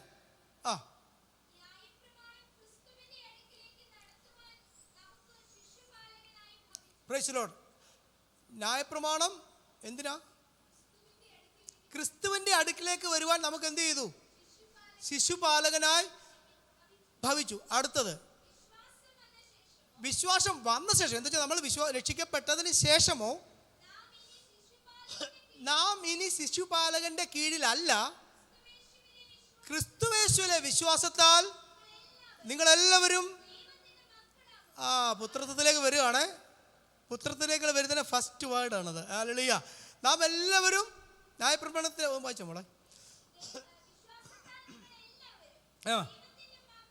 ദൈവത്തിന്റെ മക്കളാകുവാൻ വേണ്ട, അതിലേക്ക് വേണം. അഥവാ ക്രിസ്തുവിനോട് ചേരുവാൻ സ്നാനപ്പെട്ടിരിക്കുന്ന നിങ്ങളെല്ലാവരും ക്രിസ്തുവിനെ ധരിച്ചിരിക്കുന്ന. സ്നാനപ്പെട്ടു എന്ന് പറയുന്ന കാര്യം പറയുന്നതിന് മുന്നോടിയായി ആ സ്നാനത്തെക്കുറിച്ചുള്ള വാക്യം പറയുന്നതിന് മുൻപേ 3:27 തൊട്ട് പറയുകയാണ്, വിശ്വാസം വരും മുമ്പേ. എന്ന് വെച്ചാൽ നമ്മൾ രക്ഷിക്കപ്പെടുന്നതിന് മുൻപേ നമ്മിൽ വെളിപ്പെടുവാനിരുന്ന വിശ്വാസം, ഇന്ന് നമ്മൾ ആയിരിക്കുന്ന വിശ്വാസം, വെളിപ്പെടുവാനായിരുന്ന വിശ്വാസത്തിനായിക്കൊണ്ട് നമ്മളെ എന്ത് ചെയ്തു? ന്യായപ്രമാണത്തിന് കീഴിൽ അടച്ച് സൂക്ഷിച്ചു. അങ്ങനെ നാം വിശ്വാസത്താൽ എന്തിന്? നമ്മൾ വിശ്വാസത്താൽ നീതീകരിക്കപ്പെടേണ്ടതിന്. ന്യായപ്രമാണം ക്രിസ്തുവിൻ്റെ അടുക്കിലേക്ക് നടത്തുവാൻ നമുക്ക് ശിശുപാലകനായി ഭവിച്ചു. വിശ്വാസം വന്ന ശേഷമോ നാം ഇനി ശിശുപാലകൻ്റെ എന്ന് വെച്ചാൽ ന്യായപ്രമാണത്തിൻ്റെ കീഴിലല്ല, രക്ഷിക്കപ്പെട്ട ശേഷമോ നമ്മളിനി അതിനി ക്ലിയർ ആക്കി തരാം. വിശ്വാസം വരും മുമ്പ്. ഇനി ഇങ്ങനെയാണ്, ഈ യഹൂദന്മാർ ബൈബിൾ മനസ്സിലാക്കണമെങ്കിൽ യഹൂദൻ്റെ ചരിത്രം പഠിക്കണം. ഹല്ലേലൂയ. ടോട്ടൽ ബൈബിളിൻ്റെ ആ ഒരു ഇൻട്രൊഡക്ഷനാണ് ആദ്യത്തെ 11 അധ്യായം. പിടിയോ? മൊത്തം ബൈബിളിൻ്റെ ഒരു ഇൻട്രൊഡക്ഷനാണ് ഉൽപ്പത്തിയിലെ ആദ്യത്തെ 11 അധ്യായം. 12-ാം അധ്യായം തുടങ്ങി വെളിപ്പാട് പുസ്തകം വരെ ഒരാളുടെ ചരിത്രമാണ്. അത് യഹൂദൻ്റെ ചരിത്രമാണ്. അപ്പോൾ യഹൂദൻ്റെ ചരിത്രം കൂടെ പഠിച്ചാലേ ബൈബിൾ പഠിക്കാൻ പറ്റും. ഇവിടെ ശിശുപാലകൻ എന്ന ഒരു വാക്ക്, ടീച്ചർ എന്നും കൂടെ, സ്കൂൾ ടീച്ചർ എന്നുള്ളൊരു വാക്കും കൂടെ വരുന്നുണ്ട്. ഇനി നിങ്ങളോടൊരു കാര്യം പറഞ്ഞുതരാം. യഹൂദൻ്റെ ചരിത്രവുമായി ബന്ധപ്പെട്ടൊരു കാര്യം പറയാം. യഹൂദൻ്റെ വീട്ടിലൊരു മകൻ പിറക്കുന്നു. യഹൂദൻ്റെ ഭവനത്തിൽ ഒരു മകൻ പിറക്കുന്നു. ഈ അവകാശി സൗഹൃദത്തിനും യജമാനൻ എന്ന വാക്യത്തിൻ്റെയൊക്കെ അർത്ഥമായി പറഞ്ഞു വരുന്നത് കേൾക്കാവോ? യഹൂദൻ്റെ വീട്ടിലൊരു കുഞ്ഞ് പിറക്കുന്നു. ഒരു ചെറുക്കനാന്ന് വെച്ചു, ആമ്പയ്യനാന്ന് വെച്ചു, ഒരു പിറക്കുന്നു. പിറന്നു കഴിഞ്ഞാൽ പിന്നെ ഈ കുഞ്ഞിനെ നോക്കാൻ ഒരാളെ കൊണ്ടുവരും, ഒരാളെ നിയമിക്കും. ഈ ആൾ വന്നിട്ട് ഈ കുഞ്ഞിൻ്റെ ബാഹ്യമായ എല്ലാ കാര്യങ്ങളും ഈ കുഞ്ഞിനെ എന്ത് ചെയ്യണം? ഇയാൾ നോക്കിക്കോണം. ഇയാൾ തന്നെ നോക്കി, ഇയാളുടെ കീഴില. അതാ ഇയാൾ എന്തു പറയുന്നു, ഈ കുഞ്ഞിനെ നോക്കാൻ ഏർപ്പെടുത്തിയിരിക്കുന്ന ആൾ എന്തു പറയുന്നു അതുപോലെ ഈ പയ്യൻ അതുപോലെ ആയിരിക്കണം. ഈ നോക്കുന്ന ആളിൻ്റെ കീഴിലായി കുഞ്ഞ്. അങ്ങനെ ഒരു 6 വയസ്സിലായി കുഞ്ഞിനെ ഇയാളെ ഏൽപ്പിക്കുന്നു. ഒരു 16 വയസ്സൊക്കെ ആകുമ്പം എന്തു ചെയ്യും? ഈ കുഞ്ഞിനെ 16 വയസ്സ് വരെ ആകുമ്പം വീട്ടിൽ എന്തു ചെയ്യും? ഒരു വലിയ ഫംഗ്ഷൻ നടത്തും. 16 വയസ്സാകുമ്പം വീട്ടിലൊരു വലിയ ഫംഗ്ഷൻ നടത്തും. ഫംഗ്ഷൻ നടത്തിയിട്ട് ഈ കുഞ്ഞിനെ ഒരു വലിയ അവരുടെ ഏറ്റവും വില കൂടിയ, മുമ്പേ നമ്മൾ രാവിലെ പറഞ്ഞ ലവദിക്കക്കാരുടെ ആണെന്ന് അങ്ങ് ഊട്ടിക്കും, വേണമെങ്കിൽ ഒരു വസ്ത്രം എന്ത് ചെയ്തു കൊണ്ടങ്ങ് വസ്ത്രം അങ്ങ് ഉടുപ്പിക്കും. ഇവനെ വലിയൊരു ആഡംബര രീതിയിൽ, വലിയൊരു രീതിയിൽ അവനെ പരിഗണിക്കുകയാണ്. കാരണം അവനെ പ്രായപൂർത്തിയായി എന്നതിൻ്റെ ഒരു തെളിവായിട്ട്, അധികാരിയായി എന്നതിൻ്റെ തെളിവായിട്ട് അവനെ ഒരു വസ്ത്രം ധരിപ്പിക്കും. എന്നിട്ട് എല്ലാവരും അവന് സമ്മാനങ്ങൾ കൊടുക്കും. Price the Lord. അങ്ങനെ ഒരു ചടങ്ങ് നടക്കും. ഈ ചടങ്ങ് നടക്കുമ്പോൾ എന്ത് ചെയ്യണം? മുകളിലത്തെ നിലയിൽ നിന്ന് വലിയ പാണ്ടക്കെട്ടൊക്കെ കെട്ടി ഒരാൾ വരും. ഈ ആൾ വന്നിട്ട് പാണ്ടക്കെട്ടൊക്കെ കെട്ടിയ ഇത്രയും നാൾ ഈ കുഞ്ഞിനെ നോക്കിയ ശിശുപാലകൻ വന്നിട്ട് നേരെ ഈ കുഞ്ഞിൻ്റെ കൈ പിടിച്ച് അപ്പൻ്റെ കയ്യിലോട്ടം കൊടുക്കും. കൊടുത്തിട്ട് തിരിഞ്ഞു നോക്കാതെ ഈ ആള് ഈ പാണ്ടക്കെട്ടുമായിട്ട് പൊക്കോണം. പിന്നീട് ഒരിക്കലും ഇയാൾ ഈ കുഞ്ഞിനെ തിരക്കി വരാനും പാടില്ല, ഈ കുഞ്ഞ് ഇയാളെ തിരക്കിയും പോകാൻ പാടില്ല. ഇത്രയും പറഞ്ഞപ്പോൾ എല്ലാം കത്തിയോ? കത്തിയില്ല. കത്തേണ്ടവർക്ക് കത്തണം. മനസ്സിലായില്ല? ഇവിടെ കിട്ടിയോ? ഇവിടെ ഈ ശിശുപാലകൻ, ഈ കുഞ്ഞിനെ നോക്കുന്ന ആളിൻ്റെ പേരാണ് ന്യായപ്രമാണം. ഇവിടെ കിട്ടിയോ? ഈ കുഞ്ഞ് ആരുടെ കീഴില? ഈ അപ്പൻ്റെ കയ്യിലോട്ട് പിടിച്ച് കൊടുക്കുന്നത് വരെ ആരുടെ കയ്യില? ശിശുപാലകൻ്റെ കയ്യില. അപ്പോൾ അന്നേരം ആ വീട്ടിൽ മറ്റു പണിക്കാരുണ്ട്, ദാസന്മാരുണ്ട്. പക്ഷെ ഈ കുഞ്ഞ് ആ ദാസന്മാരുടെ മേളിലല്ല. അവൻ അപ്പൻ്റെ എല്ലാ അധികാരം എല്ലാം ഉണ്ട്, എല്ലാം ഉണ്ടെങ്കിലും ശിശുവാ. ശിശു എന്ന് വെച്ചാൽ മീൻസ്, ശിശു എന്ന അർത്ഥം വരുന്നത് ന്യായപ്രമാണത്തിൻ്റെ കീഴിലായതുകൊണ്ട് അവൻ ശിശുവാണ്. ന്യായപ്രമാണത്തിന് കീഴിലായിരിക്കുന്നിടത്തോളം കാലം അവിടുത്തെ വേലക്കാരനേക്കാളും മേളിലല്ല ഈ കുഞ്ഞ്. സർവത്തിന് യജമാനനാണെങ്കിലും ശിശു ആയിരിക്കുന്നിടത്തോളം, അഥവാ ഈ ന്യായപ്രമാണ പാലകൻ്റെ കീഴിലായിരിക്കുന്നിടത്തോളം കാലം ഇവന് അവിടുത്തെ ആ വീട്ടിലെ മറ്റു പണിക്കാർ ദാസന്മാരെക്കാട്ടിലും മേളിലല്ല, വിശേഷതയുള്ളവനല്ല. ഹല്ലേലൂയ. എന്നാൽ ഒരു ദിവസം ചടങ്ങ് നടത്തി 16 വയസ്സാകുമ്പോൾ ഈ മകനെ പിടിച്ച്, ഈ പാണ്ടക്കെട്ടൊക്കെ പിടിച്ച് മകനെ പിടിച്ച് അപ്പൻ്റെ കയ്യിലോട്ട് കൈ പിടിച്ചാൽ കൊടുക്കും. കൊടുത്തു കഴിക്കുമ്പോൾ അവരൊക്കെ നമ്മളൊക്കെ ഇന്ന സാധനം പൊട്ടിക്കുന്ന പോലൊക്കെ അവർ പൊട്ടിക്കുമായിരിക്കും. ഭയങ്കര ആഘോഷമാണ്. ഹല്ലേലൂയ. ഉടനെ ഇയാളെന്ത് ചെയ്യണം? അദ്ദേഹത്തിൻ്റെ കൂലിയെല്ലാം കൊടുത്ത് സെറ്റിലാക്കി അങ്ങ് പറഞ്ഞു വിടും. ഇയാൾ തിരിഞ്ഞു നോക്കാൻ പാടില്ല, ഇയാളെ എന്ത് ചെയ്യാൻ പാടില്ല. കുഞ്ഞു പോയി പിന്നീട് എന്നെ ഇതുവരെ നോക്കി. ചില ആൾക്കാരല്ലേ ഇതുവരെ, അയ്യോ ചില ആൾക്കാർ പോയി, കുഞ്ഞേ നീ കുഞ്ഞായിരുന്നപ്പം ഞാനാ നിനക്ക് പാല് തന്ന് വളർത്തത്, ഞാനാ നിന്നെ നോക്കിയത് എന്ന് ചില ആൻറ്റിമാരൊക്കെ വരാറില്ലേ. ഇന്ന് നീ വലിയ ആളായി. എന്നാൽ ഇവിടെ യഹൂദൻ്റെ നിയമപ്രകാരം തിരിച്ച് വരാനും പാടില്ല, ഇവനെ തപ്പി പോകാനും പാടില്ല. അയാളുടെ ഡ്യൂട്ടി, അയാൾ ആവശ്യപ്പെടുന്ന പ്രതിഫലമുണ്ട്. ആ പ്രതിഫലം എല്ലാം എന്ത് ചെയ്തു? കൊടുത്തു വിട്ടു. ന്യായപ്രമാണം ആവശ്യപ്പെട്ട എല്ലാ യാഗങ്ങളും ക്രൂശിൽ കൊടുത്തു തീർത്തു. ന്യായപ്രമാണം ആവശ്യപ്പെട്ട എല്ലാ യാഗത്തിൻ്റെ കടച്ചിട്ട് ക്രൂശിൽ കൊടുത്തു തീർത്തു. ഹല്ലേലൂയ. ഹേയ് ന്യായപ്രമാണമേ ബായ്, നിനക്ക് പോകാം. ഹേയ് ശിശുപാലകനെ നിനക്ക് പോകാം. നീ ഇനി ശിശുപാലകന്റെ കീഴിൽ അല്ല, ഇനി നീ ന്യായപ്രമാണത്തിന്റെ കീഴിൽ അല്ല, ഇന്ന് നീ പിതാവിന്റെ കയ്യിലായി. ഹല്ലേലൂയ. അതാണ് നമ്മൾ ഗലാത്യർ 3:23 തൊട്ട് ഇവിടം വരെ വായിച്ചത്. ഹല്ലേലൂയ. മനസ്സിലായോ? പിന്നെ ഒരു വാക്യം ഞാൻ പറയാം, നിങ്ങൾക്ക് പരിചയമുള്ള വാക്യം. യോഹന്നാൻ 1-ലാണോ എവിടെയാണോ 1:9 തോന്നുന്നു. ഇങ്ങനെ കിടക്കുന്നു, അവനെ കൈക്കൊണ്ട് അവൻ്റെ നാമത്തിൽ പ്രവർത്തിക്കുന്നതല്ല, വിശ്വസിക്കുന്ന യഹൂദനല്ല, ജാതിയെന്നില്ല, യഹൂദനെന്നില്ല. അവിടെ വന്നപ്പോൾ എന്തായി?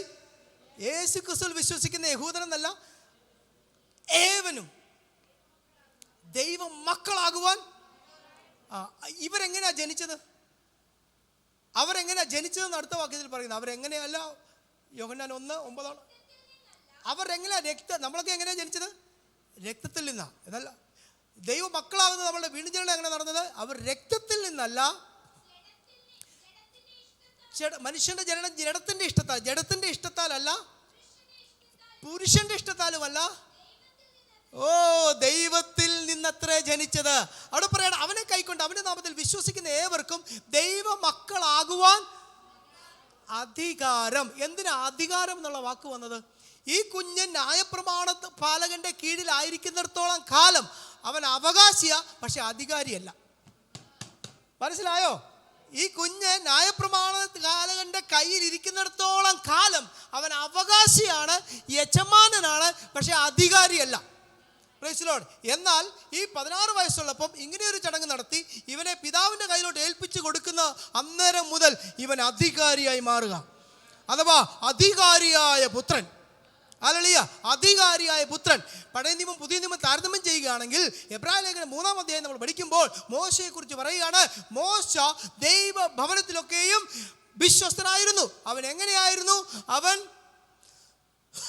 ദാസനായിരുന്നു. മോശ ദൈവഭവനത്തിലൊക്കെയും വിശ്വസ്തനായിരുന്നു, തൻ്റെ ഭവനത്തിലെല്ലാം വിശ്വസ്തനായിരുന്നു. എങ്ങനെയാ? അവൻ ദാസനായിരുന്നു. എന്നാൽ ക്രിസ്തുവോ ദൈവഭവനത്തിൽ എങ്ങനെയാ? അധികാരിയായ പുത്രനായിട്ട് തന്നെ. വാക്യം വായിച്ച് കേൾപ്പിക്കണോ? എബ്രായ ലേഖനം 3:1 തൊട്ട് വായിച്ച്. സമയം പോകും, ബസ്സിന് പോകാൻ ആരുമില്ലല്ലോ അല്ലേ? അതുകൊണ്ട് വിശുദ്ധ സഹോദരന്മാരെ, സ്വർഗീയ ഓഹരിക്കാരായുള്ളവരെ.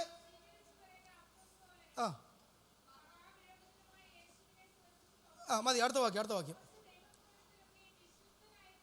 മോശ ദൈവഭവനത്തിലൊക്കെയും വിശ്വസ്തനായിരുന്നത് പോലെ യേശുവും തന്നെ നിയമിച്ചാക്കിയവന് വിശ്വസ്തനാകുന്നു. തന്നെ ആക്കിയവന് വിശ്വസ്തനാകുന്നു. അടുത്തത്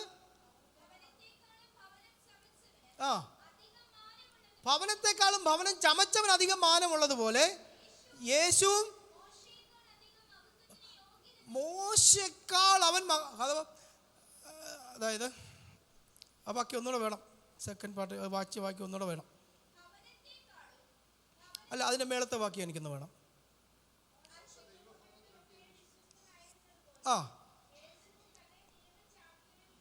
തന്നെ നിയമിച്ചാക്കിയവന് വിശ്വസ്തനാ. യേശു ന്യായപ്രമാണം അനുസരിച്ച് കീഴായിരുന്നോ? അതോ ന്യായപ്രമാണം വന്ന ഉടനെ ഞാൻ ഇനിയും തൊട്ട് ആളെന്ന് പറഞ്ഞോ? ന്യായപ്രമാണത്തിന് കീഴിൽ യേശു നിന്നോ ഇല്ലയോ? നിന്നു. അതുകൊണ്ടല്ലേ യേശു 10 കുഷ്ഠരോഗികളെ സൗഖ്യമാക്കി. പൊക്കോളുക, സൗഖ്യമായി. 10 പേരും പോയി. ഒരുത്തം തിരിച്ചു വന്നു. നീ എന്താ പോവാഞ്ഞേ? നീ എന്നാ തിരിച്ചു വന്നേ? Price the Lord. നീ മാത്രമേ വന്നുള്ളൂ ദൈവത്തിന് മഹത്വം കൊടുക്കുവാൻ. Price the Lord. എന്നിട്ട് അവനോട് പറഞ്ഞു, നീ പോയി പുരോഹിതനെ കാണിക്കാൻ പറഞ്ഞു. ഞാൻ അധികാരി, ഞാൻ പറഞ്ഞ പിന്നെ പറഞ്ഞതുപോലെ ഇനി നീ ആരുടെ അടുക്കലും പോകണ്ട എന്ന് വല്ലതും പറഞ്ഞോ? ഇല്ല. കാരണം എന്താണെന്ന്, യേശു ന്യായപ്രമാണത്തിന് കീഴിലാണ്. യേശു പറയാ നീ പുറത്തിറങ്ങി നടക്കാൻ പറഞ്ഞാൽ അവന് നടക്കാൻ പറ്റില്ല. അവനെ പുരോഹിതനെ അറ്റസ്റ്റ് ചെയ്യണം. പുരോഹിതനായ ലബോറട്ടറി, പുരോഹിതൻ പറയണം ഇവൻ രോഗിയല്ലെന്ന് പറഞ്ഞാൽ ഇറങ്ങി നടക്കാൻ പറ്റും. അപ്പോൾ യേശു ന്യായപ്രമാണത്തിന് കീഴില്ല. തന്നെ നിയമിച്ചാക്കിയവൻ അവനും വിശ്വസ്തനായിരുന്നു. ന്യായപ്രമാണത്തിൻ്റെ കീഴിൽ യേശു എന്ത് ചെയ്തു? വിശ്വസ്തയോടെ ഇരുന്നു. അടുത്ത വാക്യം, ഭവനത്തെക്കാളിലും ഭവനം ചമച്ചവന് അധികം മാനമുള്ളതുപോലെ യേശുവും ആരേക്കാൾ? ആ പഴയ നിയമത്തിലെ വലിയ ആൾക്കാരോട് പറയാം, പഴയ നിയമ വിശ്വാസികളോട് പറയാം, മോശ, അവരുടെ വലിയ ഹീറോയ മോശയേക്കാൾ യേശു ആരാ? അധികം മഹത്വത്തിന് യോഗ്യനായ യേശു. എങ്ങനെ?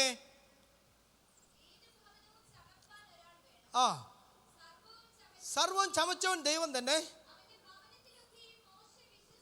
ഇതാ ഞാൻ പറഞ്ഞ വാക്യം. അവന്റെ ഭവനത്തിലൊക്കെ മോശ വിശ്വസ്തനായിരുന്നത് പോലെ. എങ്ങനെയാ? അരുളി ചെയ്യാനിരുന്നതിനൊക്കെ സാക്ഷ്യം പറയുന്ന മോശ.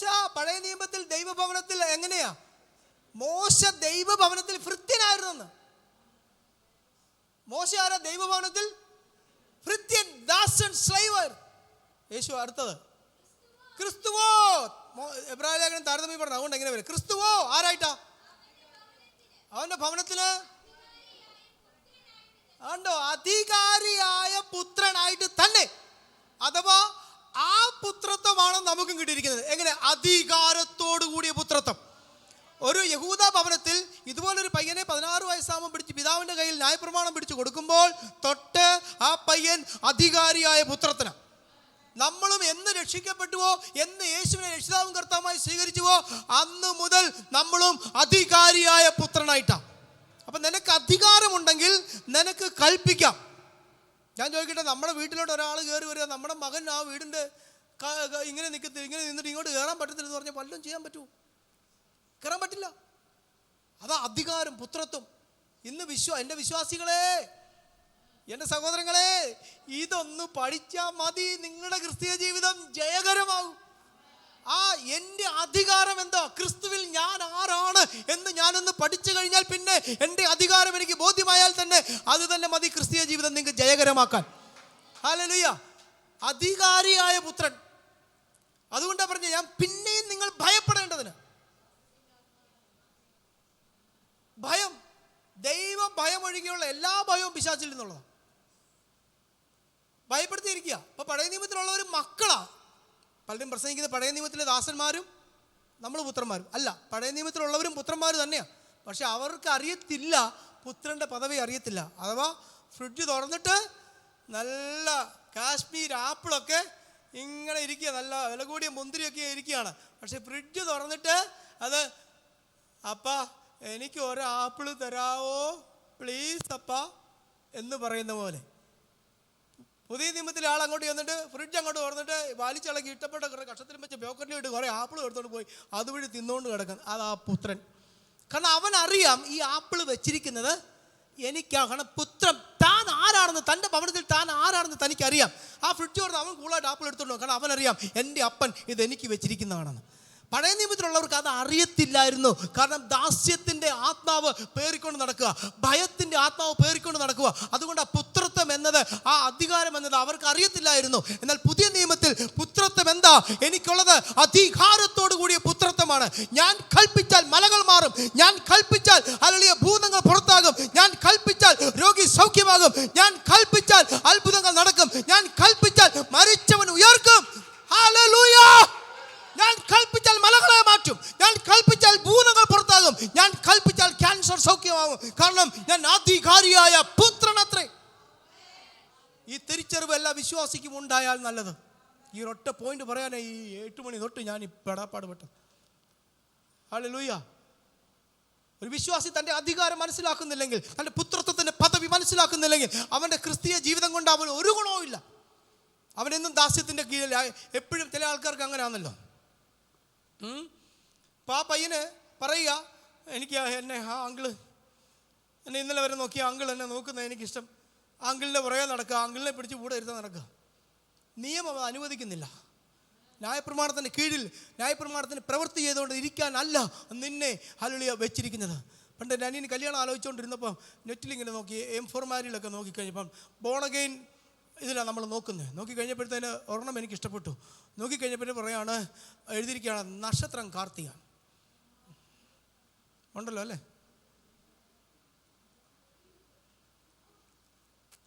M4 മാരിയിൽ ഞാൻ നോക്കി. എൻ്റെ അനിയൻ്റെ കല്യാണം കുറേ വർഷങ്ങൾക്ക് മുമ്പ് അവനും കെട്ടിട്ട് പിള്ളേരൊക്കെ ആയി. അതിൻ്റെ മാട്രിമോണിയിൽ ഞാൻ നോക്കി, ബോൺ അഗെയിൻ്റെ ആ സെക്ഷനിൽ നോക്കിയപ്പോൾ എനിക്കൊരു കുട്ടിയെ ഇഷ്ടമായി. അവന് ചേരുന്നൊരു കുട്ടിയാണെന്ന് നോക്കി ഞാൻ അതിൻ്റെ പ്രൊഫൈലൊന്ന് പരിശോധിച്ചപ്പോൾ കണ്ടാണ് നക്ഷത്രം കാർത്തിക. ഇതിൻ്റെ കീഴിലാണ് കേട്ടോ. എവിടെയാ? പ്രമാണത്തിൻ്റെ കീഴിലാണ്. പൊട്ടിയിട്ടില്ല. പൊട്ടാനുള്ളത് മുഴുവൻ പൊട്ടണം, എന്നാലേ നീ പുത്രത്വത്തിൻ്റെ അധികാരത്തിലും പദവിയിലും വരികയുള്ളൂ. ഹല്ലേലൂയ! Price the Lord. അപ്പോൾ 3:21 എങ്ങാണ്ടൊക്കെ പോയി. ഗലാത്യർ പുറം. ഇനി എങ്ങനെ റൗണ്ടപ്പ് ചെയ്യുമെന്ന് അറിയത്തില്ല, സമയം പോയി. ഗലാത്യർ ഇനി എങ്ങനെ പറഞ്ഞാൽ പെട്ടെന്ന് റൗണ്ടപ്പ് ചെയ്യുമെന്ന് നോക്കണം. ഹല്ലേലൂയ!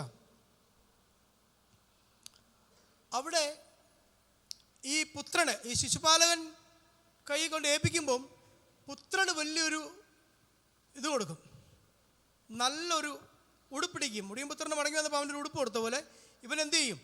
വലിയ ഉടുപ്പ് സമ്മാനം. അതിന് പ്രധാനപ്പെട്ട, അവർക്ക് അതിനകത്ത് ഏറ്റവും പ്രധാനപ്പെട്ട ഒന്നാണ് ഇവൻ പ്രായപൂർത്തിയായി, ഇവൻ അധികാരിയായി, ഇവൻ സ്വതന്ത്രനായി. ഏതാ? ന്യായപ്രമാണത്തിന് കീഴിൽ ആൾ മാറി സ്വതന്ത്രനായി, അല്ലെങ്കിൽ ആ വീട്ടിൽ പൂർണ്ണ സ്വാതന്ത്ര്യമായി. അതിന് പ്രതീകമായി അവനൊരു ഉടുപ്പ് കൊണ്ട് അണിയിക്കും. ഹല്ലേലൂയ! ആ ഉടുപ്പ് കൊണ്ട് അണിയിച്ചു കഴിഞ്ഞാൽ അതിൻ്റെ അർത്ഥം നീ ഇന്നു മുതൽ അധികാരത്തോടു കൂടിയ പുത്രനാണെന്ന് ഡിക്ലെയർ ചെയ്യുകയാണ്. ഏതാ? ആ ഉടുപ്പിടുന്നതോടുകൂടെ ഡിക്ലെയർ ചെയ്തു. പിതാവ് എന്ത് ചെയ്തു? ആ ഉടുപ്പ് അവനെ ഇടിക്കുന്നതോടുകൂടെ ഡിക്ലെയർ ചെയ്തു ഇവൻ നമുക്ക് ലഭിച്ച പുത്രത്വം അധികാരത്തോടു കൂടി പുത്രത്വമാണ്. മനസ്സിലായി? അഥവാ നമ്മളെ ദൈവഭവനത്തിൽ നമ്മളെ വീട്ടിൽ നമ്മളെ ദത്തെടുത്തപ്പോൾ, ജാതിയായിരുന്നു നമ്മളെ ദത്തെടുത്തപ്പോൾ നമുക്ക് പ്രായപൂർത്തിയായ മകനായിട്ട് നമ്മൾ എടുത്തേക്കുന്നത്. അതുകൊണ്ട് എടുക്കണേ. ഈ പോയിന്റ് പറഞ്ഞില്ലേ, ഇത് ഒക്കുകയില്ല. ഈ പയ്യനെ ആ വീട്ടിൽ എങ്ങനെയാണ് അവനെ അവരോധിക്കുന്നത്? പ്രായപൂർത്തിയായിട്ട് മകനായിട്ടാണ്. നമ്മൾ യേശുവിനെ രക്ഷിതാവും കർത്താവുമായി സ്വീകരിച്ചപ്പോൾ നമ്മളെ എങ്ങനെയാണ് ദൈവരാജ്യത്തിൽ എടുത്തിരിക്കുന്നത്? പ്രായപൂർത്തിയായിട്ടുള്ള മകനായിട്ടാണ്. അപ്പം പ്രായപൂർത്തിയായ അധികാരമുണ്ട്. ഹല്ലേലൂയ! ഓക്കെ, ഈ ഓവർകോട്ട് കൊടുക്കും, ഈ ഉടുപ്പിടിക്കും. ഈ ഉടുപ്പ് എന്ത് ചെയ്യാൻ പാടില്ല? ഈ ഉടുപ്പൂരി കുളിക്കുമ്പോഴൊക്കെ ഊരാം എന്നല്ലാതെ ഇതൊരു പദവിയായിട്ട് കൊടുത്തിരിക്കുന്ന ഉടുപ്പാണ്. ഈ ഉടുപ്പ് ഔദ്യോഗികമാണ്. ഇത് ഊരിക്കളയാൻ പാടില്ലെന്നുള്ളതാണ്. എന്നുവെച്ചാൽ ഊരി തീരെ മാറ്റണ്ട, കുളിക്കണ്ട എന്നല്ല അതിൻ്റെ അർത്ഥം. അവൻ്റെ ഫംഗ്ഷനൊക്കെ നടക്കുമ്പോൾ ഈ ഉടുപ്പിട്ടുകൊണ്ട് അവന് നടക്കാം. അത് ഊരിക്കളയരുത്. ഇവിടെ പുതിയ നിയമത്തിൽ വായിക്കുമ്പോൾ ഗലാത്യർ, നമ്മൾ ഈ ഭാഗം വായിച്ചതിൻ്റെ താഴ്വശത്ത് ഈ വാക്യം കൺക്ലൂഡ് ചെയ്യുന്നത് ഇങ്ങനെയാണ്: ക്രിസ്തുവിനോട് ചേരുവാൻ സ്നാനമേറ്റിരിക്കുന്ന നിങ്ങളെല്ലാവരും ക്രിസ്തുവിനെ ധരിച്ചിരിക്കുന്നു. അവിടെ ആ കോട്ട് കൊടുത്തതുപോലെ സ്നാനപ്പെട്ടപ്പോൾ നമുക്കും ഒരു കോട്ട് കിട്ടി. ആ കോട്ടിൻ്റെ പേരാണ് ക്രിസ്തു. വാവ്! ക്രിസ്തുവിനെ ധരിച്ചിരിക്കുന്നു. അതിൽ യഹൂദനും യവനനും എന്നില്ല, ദാസനും സ്വതന്ത്രനും എന്നില്ല, ആണും പെണ്ണുമെന്നില്ല.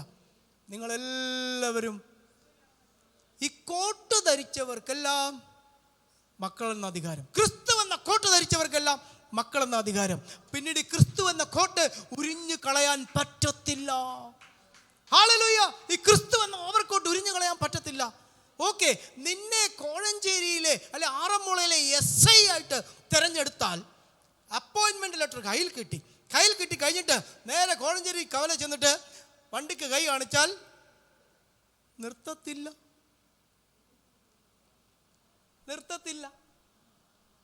Price the Lord. എന്നാൽ നിന്നെ SI ആയിട്ട് വിളിക്കപ്പെട്ടവൻ SIയുടെ യൂണിഫോം ഇടണം. ആ യൂണിഫോം ഇട്ടിട്ട് നീ ഒന്ന് കൈ കാണിച്ചേ. ഏത് വണ്ടിയും ചവിട്ടും. നിന്റെ ഗ്ലാമർ കണ്ടോണ്ടോ, നിന്റെ മീശ കണ്ടോണ്ടാണോ? അല്ല, നിന്റെ യൂണിഫോം കണ്ടോണ്ട്. പിശാച് നിന്നെ അല്ല കാണുന്നത്, നിന്റെ യൂണിഫോമാ കാണുന്നത്. നിന്റെ യൂണിഫോം ഏതാ? ക്രിസ്തുവാ നിന്റെ യൂണിഫോം. ക്രിസ്തുവിനെ ധരിച്ചിരിക്കുന്നു. ഹല്ലേലൂയ! ആ യൂണിഫോം എന്ന ക്രിസ്തുവിനകത്ത് നീ ഉണ്ട്. Price the Lord. എന്നാൽ നിന്നെ പിശാച് അനുസരിക്കുന്നത് നിന്നെ കണ്ടോണ്ടല്ല, നിന്റെ പുറമെ നീ ക്രിസ്തുവിനെ ധരിച്ചിരിക്കുന്നു. അവൻ നീ യേശുവിന്റെ നാമത്തിൽ എന്ന് പറയുമ്പോൾ പിശാച് കാണുന്നത് യേശുവിനെയാ, നിന്നെയല്ല. കാരണം നമ്മൾ ക്രിസ്തുവിൽ മറയ്ക്കപ്പെട്ടവരാണ്. ഹല്ലേലൂയ! ക്രിസ്തുവിൽ മറയ്ക്കപ്പെട്ടവരാണ് നമ്മൾ. ഹല്ലേലൂയ! ആ അധികാരം നമ്മുടെ മേലുണ്ട്, ആ പുത്രത്വം നമ്മുടെ മേലുണ്ട്. അത് മാറ്റപ്പെടാത്ത അധികാരമാണ്. ഇനി ഒരു നിയമം വന്നത് മാറുന്നില്ല. ഇത് വാഗ്ദത്തത്തോടു കൂടി തന്ന നിയമമാണ്. ഇതിന് മാറ്റം വരുന്നില്ല. ഹല്ലേലൂയ! അത്രയും മനസ്സിലായല്ലോ. ഇനി 4-ാം അധ്യായം 1-ാം വാക്യം പറയാണ്, അവകാശി സർവത്തിനും.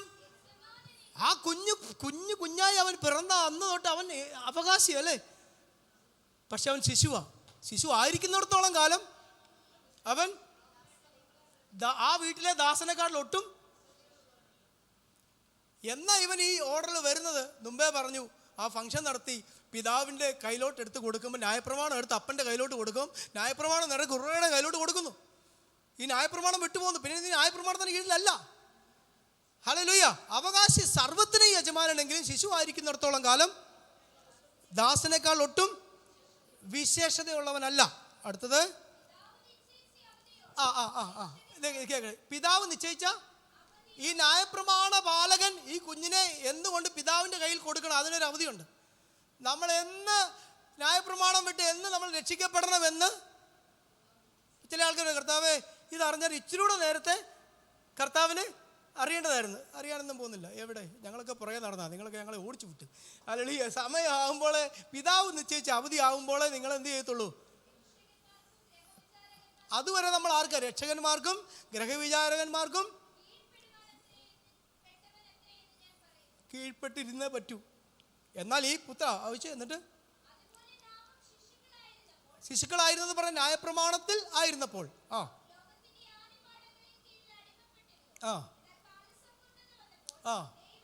കാലസമ്പൂർണത വന്നപ്പോൾ ദൈവം തൻ്റെ പുത്രനെ സ്ത്രീയിൽ നിന്ന്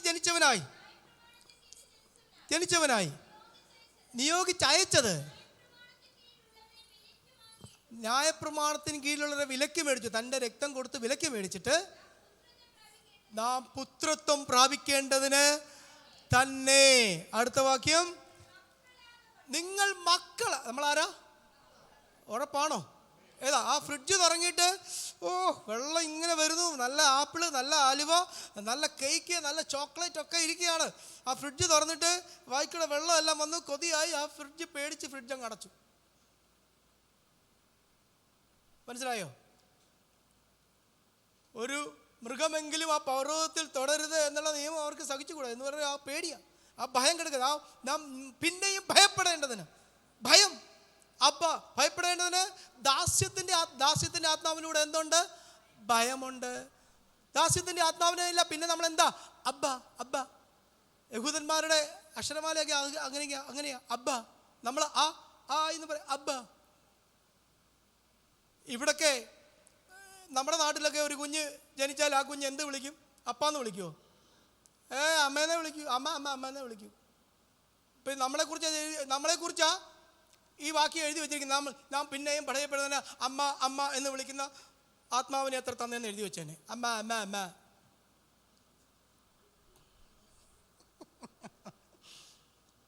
നാം പിന്നെയും പറയും ദാസ്യത്തിന്റെ ആത്മാവിനെ അല്ല, നാം അബ്ബാ പിതാവേ എന്ന് വിളിക്കുന്ന സ്വന്തം പുത്രന്റെ ആത്മാവിനെ അത്രേ ദൈവം നമ്മുടെ ഹൃദയങ്ങളിൽ തന്നത്.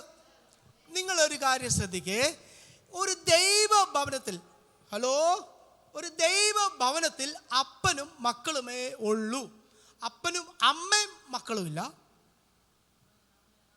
അപ്പനും അമ്മയും മക്കളും കൊച്ചുമക്കളുമില്ല. Only God and sons private limited. Public limited അല്ല, പ്രൈവറ്റ് ലിമിറ്റഡ് ആണ്. അതായി കമ്പനി. സ്തോത്രം, ഹല്ലേലൂയ. ഒരു ദൈവഭവനത്തിൽ അപ്പനും മക്കളുമേ ഉള്ളൂ. ഒരു ദൈവഭവനത്തിൽ ഒരു അമ്മ ഉണ്ടായിരുന്നെങ്കിൽ ഉറപ്പായിട്ടും മുടിയൻപുത്രൻ്റെ കഥ വന്നേനെ. റൈറ്റ്? ഒരു ദൈവഭവനത്തിൽ അമ്മ ഉണ്ടായിരുന്നെങ്കിൽ മുടിയൻപുത്രൻ്റെ കഥയ്ക്കകത്ത് വന്നേനെ. അതിനകത്ത് അവിടുത്തെ കാളയുണ്ട്, തടിച്ച കാളയുണ്ട്, വേലക്കാരനുണ്ട്, മൂത്ത മോനുണ്ട്, ഇളയ മോനുണ്ട്, അപ്പനുണ്ട്, വയലുണ്ട്, ഈ എല്ലാം ഉണ്ട്. അമ്മയുണ്ടോ?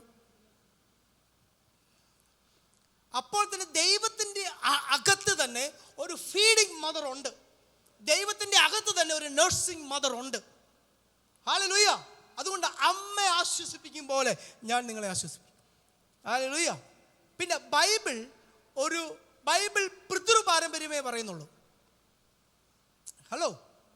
യഹൂദന്റെ ചരിത്രമാണെന്നല്ല ബൈബിൾ മാതൃപാരമ്പര്യമല്ല പഠിപ്പിക്കുന്നത്. ബൈബിൾ പഠിപ്പിക്കുന്നത് പിതൃപാരമ്പര്യമാണ്. അതുകൊണ്ടാണ് നീ നിന്റെ പിതൃഭവനത്തെയും പിതൃഭവനം. ഇപ്പം നമ്മൾക്കാണെങ്കിൽ ഇപ്പം ഏഷ്യ മൈനറിലുള്ളവർക്ക് ഈ പിതൃപാരമ്പര്യമാണ്. നമ്മൾ ഏഷ്യ മേജറാണ്. നമുക്കൊക്കെയാണ് ഈ മാതൃപാരമ്പര്യം. ഭാരതാംബ, മാതൃഭാഷ. നമ്മുടെ ഇന്ത്യക്കാർക്കൊക്കെ ഭാരതാംബ വേണ്ട, മാതൃഭാഷ. അങ്ങനെ മാതാവ് എല്ലാം പെണ്ണ് ദൈവങ്ങൾ. ബൈബിൾ മാതൃപാരമ്പര്യം പഠിപ്പിക്കുന്നില്ല. ബൈബിൾ പിതൃപാരമ്പര്യമാണ് പഠിപ്പിക്കുന്നത്. നീ നിന്റെ പിതൃദേശത്തെയും ചാർച്ചക്കാരെയും പറ്റിയിട്ട് പിതൃഭാഷ, പിതൃഭവനം. ഹല്ലേലൂയ. ബൈബിൾ അപ്പോൾ ഏഷ്യ മേജറാണ്. നമ്മൾ ഏഷ്യ മൈനറിലുള്ളവരെല്ലാം പിതൃപാരമ്പര്യം തന്നെയാണ് പിന്തുടരുന്നത്. ഇപ്പോൾ അറബികളെ നോക്ക്, അവരുടെ ഖമറുദ്ദീൻ എന്ന് പറഞ്ഞാൽ ദീനിൻ്റെ മകനെന്നാ. ദീൻ എന്ന് പറഞ്ഞാൽ ദീനിൻ്റെ മകനാണ്. ഖമർ എന്ന് അവൻ്റെ പേര്. ദീൻ എന്ന് പറഞ്ഞാൽ അപ്പൻ്റെ പേരോട് ചേർത്തിട്ടിരിക്കുക, അമ്മയുടെ പേരൊന്നും അവിടെ വരുന്നില്ല. അപ്പോൾ ബൈബിൾ ഒരു പിതൃപാരമ്പര്യമാണ് നമ്മളെ പഠിപ്പിക്കുന്നത്. Hallelujah. God and sons private limited. അപ്പനും മക്കളും എന്ന കൂട്ടായ്മ. അപ്പനും മക്കളും കൊച്ചുമക്കളും ഇല്ല, അപ്പനും അമ്മയും മക്കളും ഇല്ല, അപ്പനും മക്കളും മാത്രം. ഹല്ലേലൂയ. അപ്പോഴേ നമ്മൾ ഇവിടെ പറഞ്ഞപ്പോൾ നമ്മൾ പെട്ടെന്ന് വായിക്കുക. നിർത്തുവാണേ, 8:32 മറ്റോ ആയി. സ്വപുത്രന്റെ ആത്മാവിനെ ദൈവം നമ്മുടെ ഹൃദയങ്ങളിൽ. സ്വന്തം പുത്രന്റെ ആത്മാവാണോ? ആണോ? മക്കളെങ്കിലും എന്തുവാ? അവകാശികളാ. അടുത്ത വായിച്ചോ. നമ്മൾ ഏതായാലും ഒരിടത്ത് എത്തി, രക്ഷപ്പെട്ടു. മെസ്സേജ് ഒരിടത്ത് എത്തി. അങ്ങനെ നീ ഇനി ദാസനല്ല, പുത്രനത്രേ. അങ്ങനെ നീ ഇനി ഇത്രയും നേരം ന്യായപ്രമാണത്തിന് കീഴിലിരുന്ന നീ ദാസനാ. നീ ഇനി യേശുവിലായോ, ക്രിസ്തുവിലായോ? ക്രിസ്തുവിലായെങ്കിൽ നീ ഇനി ദാസനല്ല, പുത്രനത്രേ. പുത്രനെങ്കിലോ ദൈവഹിതത്താൽ അവകാശിയും. പുത്രനെങ്കിലോ ദൈവഹിതത്താൽ അവകാശിയും. നിന്റെ അവകാശം ദൈവഹിതമാണ്. അവകാശിയും പിന്നെ അവകാശിയുമാകുന്നു. ഇത്രയാണ്. അങ്ങനെയാണ് അവസാനിക്കുന്നത്. കഴിഞ്ഞു, മതി. അപ്പോൾ പുത്രത്വത്തിലേക്ക് വന്നോ? അധികാരം ഉണ്ടെന്ന് പിടികിട്ടിയോ? അധികാരത്തിൻ്റെ പ്രത്യേകത പിടികിട്ടിയോ? നീ ഒരു യൂണിഫോം ഇട്ടുണ്ട്. സ്നാനപ്പെട്ടപ്പോൾ നിനക്ക് ആ യൂണിഫോം തന്നു. അത് ക്രിസ്തു എന്ന യൂണിഫോമാണ്. അധികാരി SI ആയിട്ട് വിളിക്കപ്പെട്ടവൻ്റെ ഒരു യൂണിഫോം ഉണ്ട്. അല്ലെ, SI ആയിട്ട് വിളിക്കപ്പെട്ടവൻ ആ യൂണിഫോം ഇട്ടേ പറ്റൂ. രക്ഷയ്ക്കായി വിളിക്കപ്പെട്ടവൻ എന്ത് ചെയ്യുന്നു? ക്രിസ്തു എന്ന യൂണിഫോം ഇട്ടേ പറ്റത്തുള്ളൂ. ഹല്ലേലൂയ. അങ്ങനെ വാഗ്ദത്തം നമ്മുടേതായി മാറി. ഈ അവകാശമെല്ലാം നമ്മുടേതായി മാറി. ഹല്ലേലൂയ. അപ്പോൾ അത് വാഗ്ദത്ത നിയമം കഴിഞ്ഞു. ന്യായപ്രമാണം വന്നു. അപ്പോൾ ന്യായപ്രമാണം കൊണ്ടുവന്നത് എന്തിനാ? ക്രിസ്തുവിൻ്റെ വരവ് വരെയുള്ള താൽക്കാലിക സെറ്റപ്പ്. ഹല്ലേലൂയ. അപ്പോൾ ക്രിസ്തു വന്ന ശേഷമോ ന്യായപ്രമാണം നിർജ്ജീവമായി. അങ്ങനെ നമ്മൾ കൃപയ്ക്ക് എത്ര അധീനർ. അങ്ങനെ ആ കൃപായുഗത്തിലാണ്. നമുക്ക് കൃപ തന്നു, കൃപമേൽ കൃപ തന്നു, പരിശുദ്ധാത്മാഭിഷേകം തന്നു, പരിശുദ്ധാത്മാവിനെ തന്നു, കൃപാവരങ്ങളെല്ലാം തന്നു നമ്മൾ നിർത്തിയിരിക്കുക അധികാരത്തോടു കൂടെ. ഇനി ഇങ്ങനെ അങ്ങോട്ട് പോയാൽ മതി. ഹല്ലേലൂയ അനുഗ്രഹം തന്നെയാണ്. ഹല്ലേലൂയ. ചേർന്ന് ദൈവത്തെ ഒന്ന് സ്തുതിക്കാം. നമുക്കിവിടെ വൈൻഡപ്പ് ചെയ്യാം. നമ്മുടെ ഇച്ചിരൂടൊക്കെ ഗലാത്യർ 5:1 വരേണ്ടതാണ്. സ്വാതന്ത്ര്യത്തിനായിട്ട് ക്രിസ്തു നമ്മളെ സ്വതന്ത്രരാക്കി എന്ന് വെച്ചാൽ ഗലാത്യർക്കാർ എന്ത് ചെയ്തു? പിന്നെയും അടിമനുഖത്തിൽ, പിന്നെയും ന്യായപ്രം, പിന്നെ ആ ശിശുപാലകൻ്റെ പുറകെ പോയി. ഗലാത്യ സഭയിലുള്ളവർ മുമ്പേ പറഞ്ഞ ശിശുപാലകനില്ലേ, അയാളുടെ പുറകെ പിന്നെയും പോയി. അതുകൊണ്ട് പറയുകയാണ് സ്വാതന്ത്ര്യത്തിൽ ആ കുഞ്ഞിന് ആ വീട്ടിൽ ഇനിയും തൊട്ട് സ്വാതന്ത്ര്യമുണ്ട്. അതുവരെ സ്വാതന്ത്ര്യം ഇല്ലായിരുന്നു. അപ്പോൾ സ്വാതന്ത്ര്യത്തിനായിട്ട് നിന്നെ സ്വാതന്ത്ര്യത്തിനായിട്ട് ഞാൻ നിന്നെ സ്വതന്ത്രനാക്കി. ഇനി നീ പിന്നെ അടിമനുഖം എന്ന് വെച്ചാൽ ആ ശിശുപാലകൻ്റെ കീഴിൽ നീ അടിമയായിട്ടിരിക്കുകയായിരുന്നു ഇത്രയും നാൾ. വീണ്ടും അടിമനുഖത്തിൽ പിന്നെ നീ എന്ത് ചെയ്യരുത്? കുടിയും പോകരുത്. ന്യായപ്രമാണത്തിൽ നീ കൃപയിൽ വന്നാൽ നീ കൃപയ്ക്ക് അധീനയായി ജീവിക്കുക. പുത്രത്വത്തിൻ്റെ അവകാശത്തോടുകൂടി ജീവിക്കുക. വാഗ്ദത്തങ്ങളെല്ലാം നിനക്കുള്ളതാണ്. അധികാരമുണ്ട്. അധികാരം നീ ഉപയോഗിക്കണം.